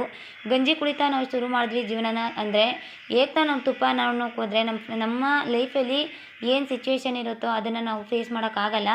ಗಂಜಿ ಕುಡಿತಾ ತುಪ್ಪನ ಉಣ್ಣೋಕೆ ಹೋದಾಗ ಗಂಜಿಯಿಂದ ಶುರು ಮಾಡಿದ್ರೆ ಕಡಿಮೆ ಬಂಡವಾಳ, ತುಪ್ಪನ ಉಣ್ಣೋಕೆ ಹೋದರೆ ಹೆಚ್ಚಿನ ಬಂಡವಾಳ. ತುಪ್ಪನ ಉಣ್ಣೋಕೆ ಹೋಗಿ ಮೇಂಟೈನ್ ಮಾಡೋಕ್ಕೋಗಿ ಹೈ ಲೆವೆಲಲ್ಲಿ ಏನೇನೋ ಮಾಡ್ಕೋಬೇಡಿ. ಸ್ವಲ್ಪ ಏನೋ ಒಂದು ಟ್ಯಾಲಿಯಾಗಿ ಹೇಳ್ತೀನಿ, ಬಟ್ ನಿಮ್ಮ ಬಿಸ್ನೆಸ್ ಅನ್ನೋದು ಇಂಪ್ರೂವ್ ಮಾಡ್ಕೊಳ್ಳಿ. ನಾನು ಹೇಳೋದನ್ನು ನೀವು ನನ್ನ ಲೈಫು ಈ ಥರ ಇತ್ತು, ನಾನು ಈ ಥರ ಫೇಸ್ ಮಾಡಿದೆ. ಬಟ್ ಎಲ್ಲರೂ ಹೇಳ್ತಾಯಿದ್ರು ಇವಳು ಏನು ಹೊಲಿಯೋಕ್ಕೆ ಬರಲ್ಲ, ಸ್ಟಿಚ್ ಮಾಡೋಕ್ಕೆ ಬರಲ್ಲ, ಇವಳು ಹೋಗಿ ಇಷ್ಟೊಂದು ಮಿಷಿನೆಲ್ಲ ಹಾಕೋ ಕೂತವಳೆ ಅಂತ. ಬಟ್ ಇವತ್ತು ತುಂಬ ಜನ ಬರ್ತಾರೆ ನನ್ನ ಕೈಲಿ ಹೊಲ್ಸ್ಕೋಬಾರ್ದು ಅಂದ್ಕೊಂಡಿದ್ದಾರೆಲ್ಲ ಹೊಲ್ಸ್ಕೋತಾ ಇದ್ದಾರೆ. ಆಮೇಲೆ ನನಗೇನು ಅನಿಸ್ತು, ನಾನು ಎಷ್ಟು ಕಷ್ಟಪಡೋಕ್ಕೆ ಮೇಲೆ ಬಂದೆ. ಬೇರೆಯವ್ರಿಗೆ ನಾನು ಏನಪ್ಪ ಈಸಿ ಮೆಥಡಲ್ಲಿ ಹೇಳ್ಕೊಡೋಣ ಅಂತ ನನಗನ್ನಿಸ್ತು. ಆಮೇಲೆ ನಾನು ಏನು ಮಾಡಿದೆ, ಶೂಟಿಂಗ್ ಅಂದ್ಬಿಟ್ಟು ಈ ಟೇಬಲ್ನ ತೊಗೊಂಡೆ. ಇದು ಈ ಸ್ಟ್ಯಾಂಡು 600 ರೂಪಾಯಿ. ಜಸ್ಟ್ 600 ರೂಪಾಯಿಗೆ ಕಣ್ಣಲ್ಲಿ ನೀರು ಹಾಕ್ಬಿಟ್ಟೆ. ಯಾಕಂದರೆ ಅವತ್ತು ನಾನು ಈ ಸ್ಟ್ಯಾಂಡ್ ತಗೋಬೇಕಾದ್ರೆ ಯಾವುದೇ ಥರದ ಅಮೌಂಟ್ ಇಲ್ಲ. ಬಟ್ಟೆ ಹೊಲ್ಸ್ಕೊಂಡಿರೋರು ಯಾವುದೇ ಥರದ ಅಮೌಂಟ್ ಕೊಟ್ಟಿಲ್ಲ. ಆಗ ತುಂಬ ಬೇಜಾರಾಗ್ಬಿಡ್ತು ನನಗೆ. ನಾನು ಈ ಸ್ಟ್ಯಾಂಡನ್ನ ತೊಗೊಂಡೆ. ಈ ಸ್ಟ್ಯಾಂಡ್ ಬಂದು 600 ರೂಪಾಯಿ. ಆನ್ಲೈನಲ್ಲೇ ಶಾಪಿಂಗ್ ಮಾಡಿದೆ. ನೆಕ್ಸ್ಟ್ ನಾನು ಫೋಟೋ ಹೊಡಿಬೇಕಲ್ಲ, ಗೊಂಬೆಗೆ ಹಾಕಿ ಫೋಟೋ ಹೊಡಿಬೇಕಲ್ಲ, ಏನು ಮಾಡೋದು, ಗೊಂಬೆ ತೊಗೋಬೇಕಲ್ಲ ಅಂತ ಅನಿಸ್ತು. ಚಿಕ್ಕಪೇಟೆಗೆ ಐಟಮ್ ತಗೊಬರಕ್ಕೆ ಹೋಗಿದ್ದಾಗ ಈ ಗೊಂಬೆ ತೊಗೊಂಡೆ ನೋಡಿ. ಇದು ಓಪನ್ ಮಾಡಿ ತೋರಿಸ್ತೀನಿ. ಯಾಕಂದರೆ ಡಸ್ಟ್ ಎಲ್ಲ ಕೂತ್ಕೊಂಡ್ರೆ ತುಂಬ ಗಲೀಜಾಗಿಬಿಡುತ್ತೆ ಅಂದ್ಬಿಟ್ಟು ನಾನು ಇದಕ್ಕೆ ಯಾವುದೇ ಥರ ಹಾಕಿಲ್ಲ. ನೋಡಿ ಗೊಂಬೆ ತೊಗೊಂಡೆ. ಈ ಥರ ಗೊಂಬೆ ತೊಗೊಂಡೆ. ಇದಕ್ಕೆ ಆಗಾಗ ಬ್ಲೌಸ್ ಹಾಕಿ ವೇರ್ ಮಾಡಿ ಫೋಟೋ ತೆಗ್ತಾ ಇರ್ತೀನಿ. ಇದ್ರ ಸೇಫ್ಟಿನೇ ಮುಖ್ಯ. ಯಾಕಂದರೆ 1 ರೂಪಾಯಿನೂ ಇಂಪಾರ್ಟೆಂಟ್ ಆಗಿರುತ್ತೆ. ನಾವು ಇದನ್ನು ಮೇಂಟೈನ್ ಮಾಡ್ಕೋಬೇಕು. ಯಾಕಂದರೆ ಡಸ್ಟ್ ಎಲ್ಲ ಕೂತ್ಕೋತಂದರೆ ಅದು ಕ್ಲಾತ್ನ ರಿಮೂವ್ ಮಾಡಿ ನಾವು ವಾಶ್ ಹಾಕೋಕ್ಕಾಗಲ್ಲ. ಓಕೆನಾ. ನೋಡಿ ಸ್ಟ್ಯಾಂಡು ನಾನು ಬೇಕಂದರೆ ಫೋಟೋನ ಅದಕ್ಕೆ ಶೂಟ್ ಮಾಡೋಕ್ಕೆ ಹೊಡ್ಕೋತೀನಿ. ಇನ್ನು ನಾನು ಮುಂದೆ ಇನ್ನು ಬಟನ್ ಹೋಲ್ ಮಾಡೋದು ತೊಗೋಬೇಕು. ಅಂದರೆ ಇದು ಬಟನ್ ಮಾಡ್ತಾರೆ, ರೆಡಿಮೇಡ್ ಕ್ಲಾತ್ ಬಟನ್ ಮಾಡ್ತೀವಲ್ಲ, ಅದು ತೊಗೋಬೇಕು. ಬಟ್ ಸದ್ಯಕ್ಕೆ ಇಷ್ಟಿದೆ, ನನ್ನ ಶಾಪ್ ಇಷ್ಟಿದೆ ನೋಡಿ. ಈ ಥರ ನಾನು ಇಂಪ್ರೂವೈಸೇಷನ್ ಆಗಿದ್ದು ನೋಡಿ. ನೀವು ಯಾವ ಕಾರಣಕ್ಕೂ ಅಷ್ಟೇ ನಾನು ಒಂದು ಮಾತನ್ನು ಹೇಳೋಕ್ಕೆ ಇಷ್ಟಪಡ್ತೀನಿ. ಯಾವುದೇ ಥರದ ಬಂಡವಾಳನ ಹಾಕಿ ನಿಮ್ಮ ಫ್ಯೂಚರ್ನ ನೀವು ಹಾಳು ಮಾಡ್ಕೋಬೇಡಿ. ದಯವಿಟ್ಟು ಒಂದೊಂದೇ ಸ್ವಲ್ಪ ಇಂಪ್ರೂವೈಸ್ ಆಗಿ ನೋಡಿ. ನಾನು ಯಾವ ರೇಂಜ್ ಬಂದಿದ್ದೀನಿ ಅಂತ ಆನ್ಲೈನಲ್ಲಿ ಕೊರಿಯರ್ ಮಾಡಿದ್ದಾರೆ. ಸ್ಟಾರ್ಟಿಂಗ್ ನನಗೇನು ಗೊತ್ತಿಲ್ಲದೆ ಇರೋರಿಗೆ ಇವತ್ತು ಆನ್ಲೈನಲ್ಲಿ ಕೊರಿಯರ್ ಮಾಡಿದ್ದಾರೆ ಬಟ್ಟೆ ಎಂಬ್ರಾಯ್ಡ್ರಿ ಮಾಡಿಕೊಡಿ ಅಂತ. ಈ ಥರ ನೀವು ಕೊರಿಯರ್ ಮಾಡಿ ಬೇಕಾದ್ರೆ ನಾನು ಮಾಡ್ಕೊಡ್ತೀನಿ ನೋಡಿ. ಮುಂದೆ ಟೈಲರಿಂಗ್ ಕ್ಲಾಸ್ ಶುರು ಆಗ್ತಾ ಇರುತ್ತೆ. ಇದೊಂದು ಮೋಟಿವೇಶ್ನಲ್ ವಿಡಿಯೋ, ಯಾವ ರೀತಿಯಾಗಿ ನಾವು ಇಂಪ್ರೂವೈಸ್ ಮಾಡ್ಕೋಬೇಕು ಒಂದು ಬಿಸ್ನೆಸ್ನ ಅಂತ. ಈ ರೀತಿಯಾಗಿ ಇಂಪ್ರೂವೈಸ್ ಮಾಡಬೇಕಾದ್ರೆ, ನಾನು ಇಂಪ್ರೂವೈಸೇಷನ್ ಮಾಡ್ಕೋಬೇಕಾದ್ರೆ ನನಗೆ ಮಿಷಿನ್ ಅನ್ನೋದು ಅದು ಕೈ ಕೊಟ್ಟಾಗ ಮಿಷಿನ್ ಸುಟ್ಟೋಗಿದ್ದಾಗ ನಾನೇನು ಮಾಡಿದೆ, ಮೆರಿಟು ಮಾಮೂಲಿ ಲೆಗ್ಗಲ್ಲಿ ತುಳಿಯೋದು 2-in-1 ಮಿಷಿನ್ ತೊಗೊಂಡೆ. ಫೂಟಲ್ಲೂ ತುಳಿಬೋದು, ಲೆಗ್ಗಲ್ಲೂ ತುಳಿಬೋದು. ತೋರಿಸ್ತೀನಿ ಬನ್ನಿ. ಫೂಟಲ್ಲೂ ಅಂದರೆ ಕಾಲಲ್ಲೂ ತುಳಿಬೋದು ಮತ್ತು ಫೂಟಲ್ಲೂ ತುಳಿಬೋದು ಈ ಮಿಷಿನು. ಅಂದರೆ ನನ್ನ ಮಕ್ಕಳೆಲ್ಲ ಬ್ಯಾಗೆಲ್ಲ ಇಟ್ಕೊಂಡಿದ್ದಾರೆ. ಇದೇನು ನಾನು ಯೂಸ್ ಮಾಡ್ತಾಯಿಲ್ಲ. ಯಾಕಂದರೆ ತುಂಬ ಬ್ಯಾಕ್ ಪೇನ್ ಬರುತ್ತೆ ಈ ಮಿಷಿನಲ್ಲಿ ನನಗೆ. ಅದಕ್ಕೆ ನಾನೇನು ಈ ಮಿಷಿನ್ನ ಯೂಸ್ ಮಾಡ್ತಾಯಿಲ್ಲ. ಸ್ವಲ್ಪ ಅಂದರೆ ಯಾವಾಗಾದ್ರೂ ಕರೆಂಟ್ ಇಲ್ಲ, ಎಮರ್ಜೆನ್ಸಿ ಹೊಲ್ಕೊಡ್ಬೇಕಾಗಿತ್ತು ಅಂದಾಗ ಮಾತ್ರ ನಾನು ಈ ಮಿಷಿನ್ನ ಯೂಸ್ ಮಾಡ್ತೀನಿ. ಓಕೆನಾ. ತುಂಬ ಇದು ಚೆನ್ನಾಗಿದೆ. But finishing his not good. Finishing ಅಷ್ಟು ನೀಟಾಗಿ ಬರೋಲ್ಲ. ಸಿಲ್ಕ್ ಬಟ್ಟೆಗೆಲ್ಲ ನಾವು ಇದನ್ನು ಸ್ಟಿಚ್ ಮಾಡಿದ್ರೆ ತಲೆ ಕೆಟ್ಟೋಗ್ಬಿಡುತ್ತೆ, ಬಟ್ಟೆ ಎಲ್ಲ ಶಿಂಕ್ ಆಗ್ತಾ ಇರುತ್ತೆ. ತುಂಬ ಚೆನ್ನಾಗಿಲ್ಲ ಅಂತ ಹೇಳೋಕ್ಕೆ ಇಷ್ಟಪಡ್ತೀನಿ. ಈ ಮಿಷಿನ್ ಅಂದರೆ ಪೋರ್ಟಬಲ್ ಮಿಷಿನ್ ತೊಗೊಳ್ಳೋರು ಈ ಮಿಷಿನ್ ತೊಗೊಂಡ್ರೆ ಬೆಟರ್. ಯಾಕಂದರೆ ಇದರಲ್ಲಿ ನಾವು ಪ್ರಾಕ್ಟೀಸ್ ಮಾಡ್ಬೋದು. ಇದರಲ್ಲಿ ನೀಟಾಗಿ ನಾವು ಪ್ರಾಕ್ಟೀಸ್ ಮಾಡ್ಬೋದು. ಮತ್ತು ನೆಕ್ಸ್ಟ್ ಸ್ಟಿಚಸ್ ಎಲ್ಲ ಚೆನ್ನಾಗಿ ಬರುತ್ತೆ, ಏನು ತೊಂದರೆ ಇಲ್ಲ. ಈ ಮಿಷಿನ್ನ ಯೂಸ್ ಮಾಡಿ 2-in-1 ನಾನು ಫೂಟ್ ಕಾಲ್ದು ಇಟ್ಕೊಂಡಿದ್ದೀನಿ. ಯಾಕಂದರೆ ಲೆಗ್ ಕರೆಂಟ್ ಇಲ್ದಿರೋ ಮಾತ್ರ ಯೂಸ್ ಮಾಡೋದ್ರಿಂದ ಲೆಗ್ ಸಪೋರ್ಟ್ ತೊಗೋತೀನಿ ಜಾಸ್ತಿ ನಾನು. ಓಕೆನಾ. ಈ ಥರ ನನ್ನ ಒಂದು ಶಾಪ್ ಅಂತ ಕ್ರಿಯೇಟ್ ಮಾಡ್ಕೊಂಡಿದ್ದೀನಿ. ಇದೇ ಥರ ನಿಮ್ಮ ಬಿಸ್ನೆಸ್ನ ನೀವು ಇಂಪ್ರೂವ್ ಮಾಡ್ಕೊಳ್ಳಿ. ಮನೇಲೇ ಇದ್ಕೊಂಡು ಬಿಸ್ನೆಸ್ ಇಂಪ್ರೂವ್ ಮಾಡ್ಕೊಳ್ಳಿ. ಹೆಚ್ಚಿನ ಬಂಡವಾಳ ಹಾಕಿ ಮತ್ತು ಸಂಸಾರನೆಲ್ಲ ಹಾಳು ಮಾಡ್ಕೋಬೇಡಿ. ನಮ್ಮ ಬುದ್ಧಿವಂತಿಕೆ ನಾವು ಎಷ್ಟು ಇಂಪ್ರೂವೈಸ್ ಮಾಡ್ಕೋತೀವೋ ಅಷ್ಟು ಒಳ್ಳೆಯದು. ಮುಂದಿನ ವೀಡಿಯೋಗಳಲ್ಲಿ ಇನ್ನೂ ಹೆಚ್ಚಿನ ನಿಮಗೆ ಮೋಟಿವೇಶ್ನಲ್ ಆಗಿ ಸ್ಪೀಚ್ನ ನಾನು ಹೇಳ್ತೀನಿ. ಯಾಕಂದರೆ ನಿಮಗೆ ನಾನು ಏನಾದರೂ ಮಾಡಿ ನಮ್ಮಂಥ ಹೆಣ್ಮಕ್ಳು ಮುಂದೆ ಬರಬೇಕನ್ನೋಕ್ಕೋಸ್ಕರ ನಾನು ಈ ವೀಡಿಯೋಸ್ನ ಅಪ್ಲೋಡ್ ಮಾಡ್ತಾ ಇರೋದು. ತುಂಬ ಜನ ಕಾಲ್ ಮಾಡ್ತಾರೆ, ಮೇಡಮ್ ಕ್ಲಾಸ್ ಹೇಳ್ಕೊಡಿ ಅಂತ. ಫ್ರೀಯಾಗಿ ಹೇಳ್ಕೊಡ್ತಾ ಇದ್ದೀನಿ ಅಂತಂದರೆ, ಮೇಡಮ್ ನಿಜವಾಗ್ಲೂ ಫ್ರೀಯಾಗಿ ಹೇಳ್ಕೊಡ್ತಾ ಇದ್ದೀರಾ ಮೇಡಮ್ ಅಂತಾರೆ. ಮೊನ್ನೆ ಒಬ್ಬರು ಕಾಲ್ ಮಾಡಿದೆ, ಮೇಡಮ್ ನಿಮ್ಮ ಹತ್ರ ಫ್ರೀಯಾಗಿ ಹೇಳ್ಕೊಡೋಕೆ ನನಗೆ ಇಷ್ಟನೇ ಇಲ್ಲ, ಯಾಕಂದರೆ ಇಷ್ಟೊಂದು ಕಷ್ಟಪಡ್ತಾ ಇದ್ದೀರಾ, ಒಂದು 500 ರೂಪೀಸ್ ಫೋನ್ಪೇ ಮಾಡ್ತೀವಿ ಅಂದರು. ಬೇಡ, ಫ್ರೀಯಾಗಿ ಹೇಳ್ಕೊಡ್ತೀನಿ ಅಂತಂದಮೇಲೆ ಫ್ರೀಯಾಗಿ ಹೇಳ್ಕೊಡೋದು, ಫ್ರೀಯಾಗಿ ತಗೊಳ್ಳಿ ಅಂತಂದೆ.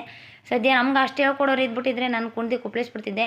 ತುಂಬ ಜನ ಮೋಸ ಹೋದೆ ಬಿಡಿ, ಅದೆಲ್ಲ ಹೇಳೋಕ್ಕಾಗಲ್ಲ. ಬಟ್ ಈ ಥರ ನನ್ನ ಶಾಪ್ ಇದೆಯಪ್ಪ ನೋಡಿ. ಈ ಥರ ಎಲ್ಲ ಒಂದು ಅರೇಂಜ್ಮೆಂಟ್ ಮಾಡ್ಕೊಂಡು ಮನೇಲೇ ಈ ಥರ ಎಲ್ಲ ನೋಡಿ, ಅಲ್ಲೊಂದು ಬೀರಿ ಇಟ್ಕೊಂಡಿದ್ದೀನಿ. ಆ ಬೀರಲ್ಲೆಲ್ಲ ಕಸ್ಟಮರ್ ಬಟ್ಟೆ ಎಲ್ಲ ಸ್ಟಾಕ್ ಇಟ್ಕೊತೀನಿ. ಈ ಥರ ನಂದು ಮನೇಲೆ ಸಾಕು, ಇಷ್ಟಿದ್ರೆ ಜೀವನಕ್ಕೆ ನೆಮ್ಮದಿಯಾಗಿ ಜೀವನ ಸಾಗಿಸ್ಬೋದು. ಶಾಪ್ ಅನ್ನೋದು ಓಪನ್ ಮಾಡ್ಕೊಂಡ್ರೆ ತುಂಬ ಕಷ್ಟ ಆಯ್ತಿತ್ತು. ಯುಗಾದಿ ಹಬ್ಬದಲ್ಲಿ ನಾನು ಯಾವ ಥರ ಸಿಚುವೇಶನ್ ಇತ್ತು ಅಂತ ನೆಕ್ಸ್ಟ್ ವೀಡಿಯೋದಲ್ಲಿ ತೋರಿಸ್ತೀನಿ. ಯಾವ ಡಿಸೈನ್ ಮಾಡಿದೆ ಅನ್ನೋದನ್ನು ತೋರಿಸ್ತೀನಿ. Thank you so much all of you. Please support me. ನಮ್ಮ ವೀಡಿಯೋನ ಕೊನೆವರೆಗೂ ನೋಡಿ ಅಂತ ಹೇಳೋಕ್ಕೆ ಇಷ್ಟಪಡ್ತೀನಿ. Thank you. Bye bye.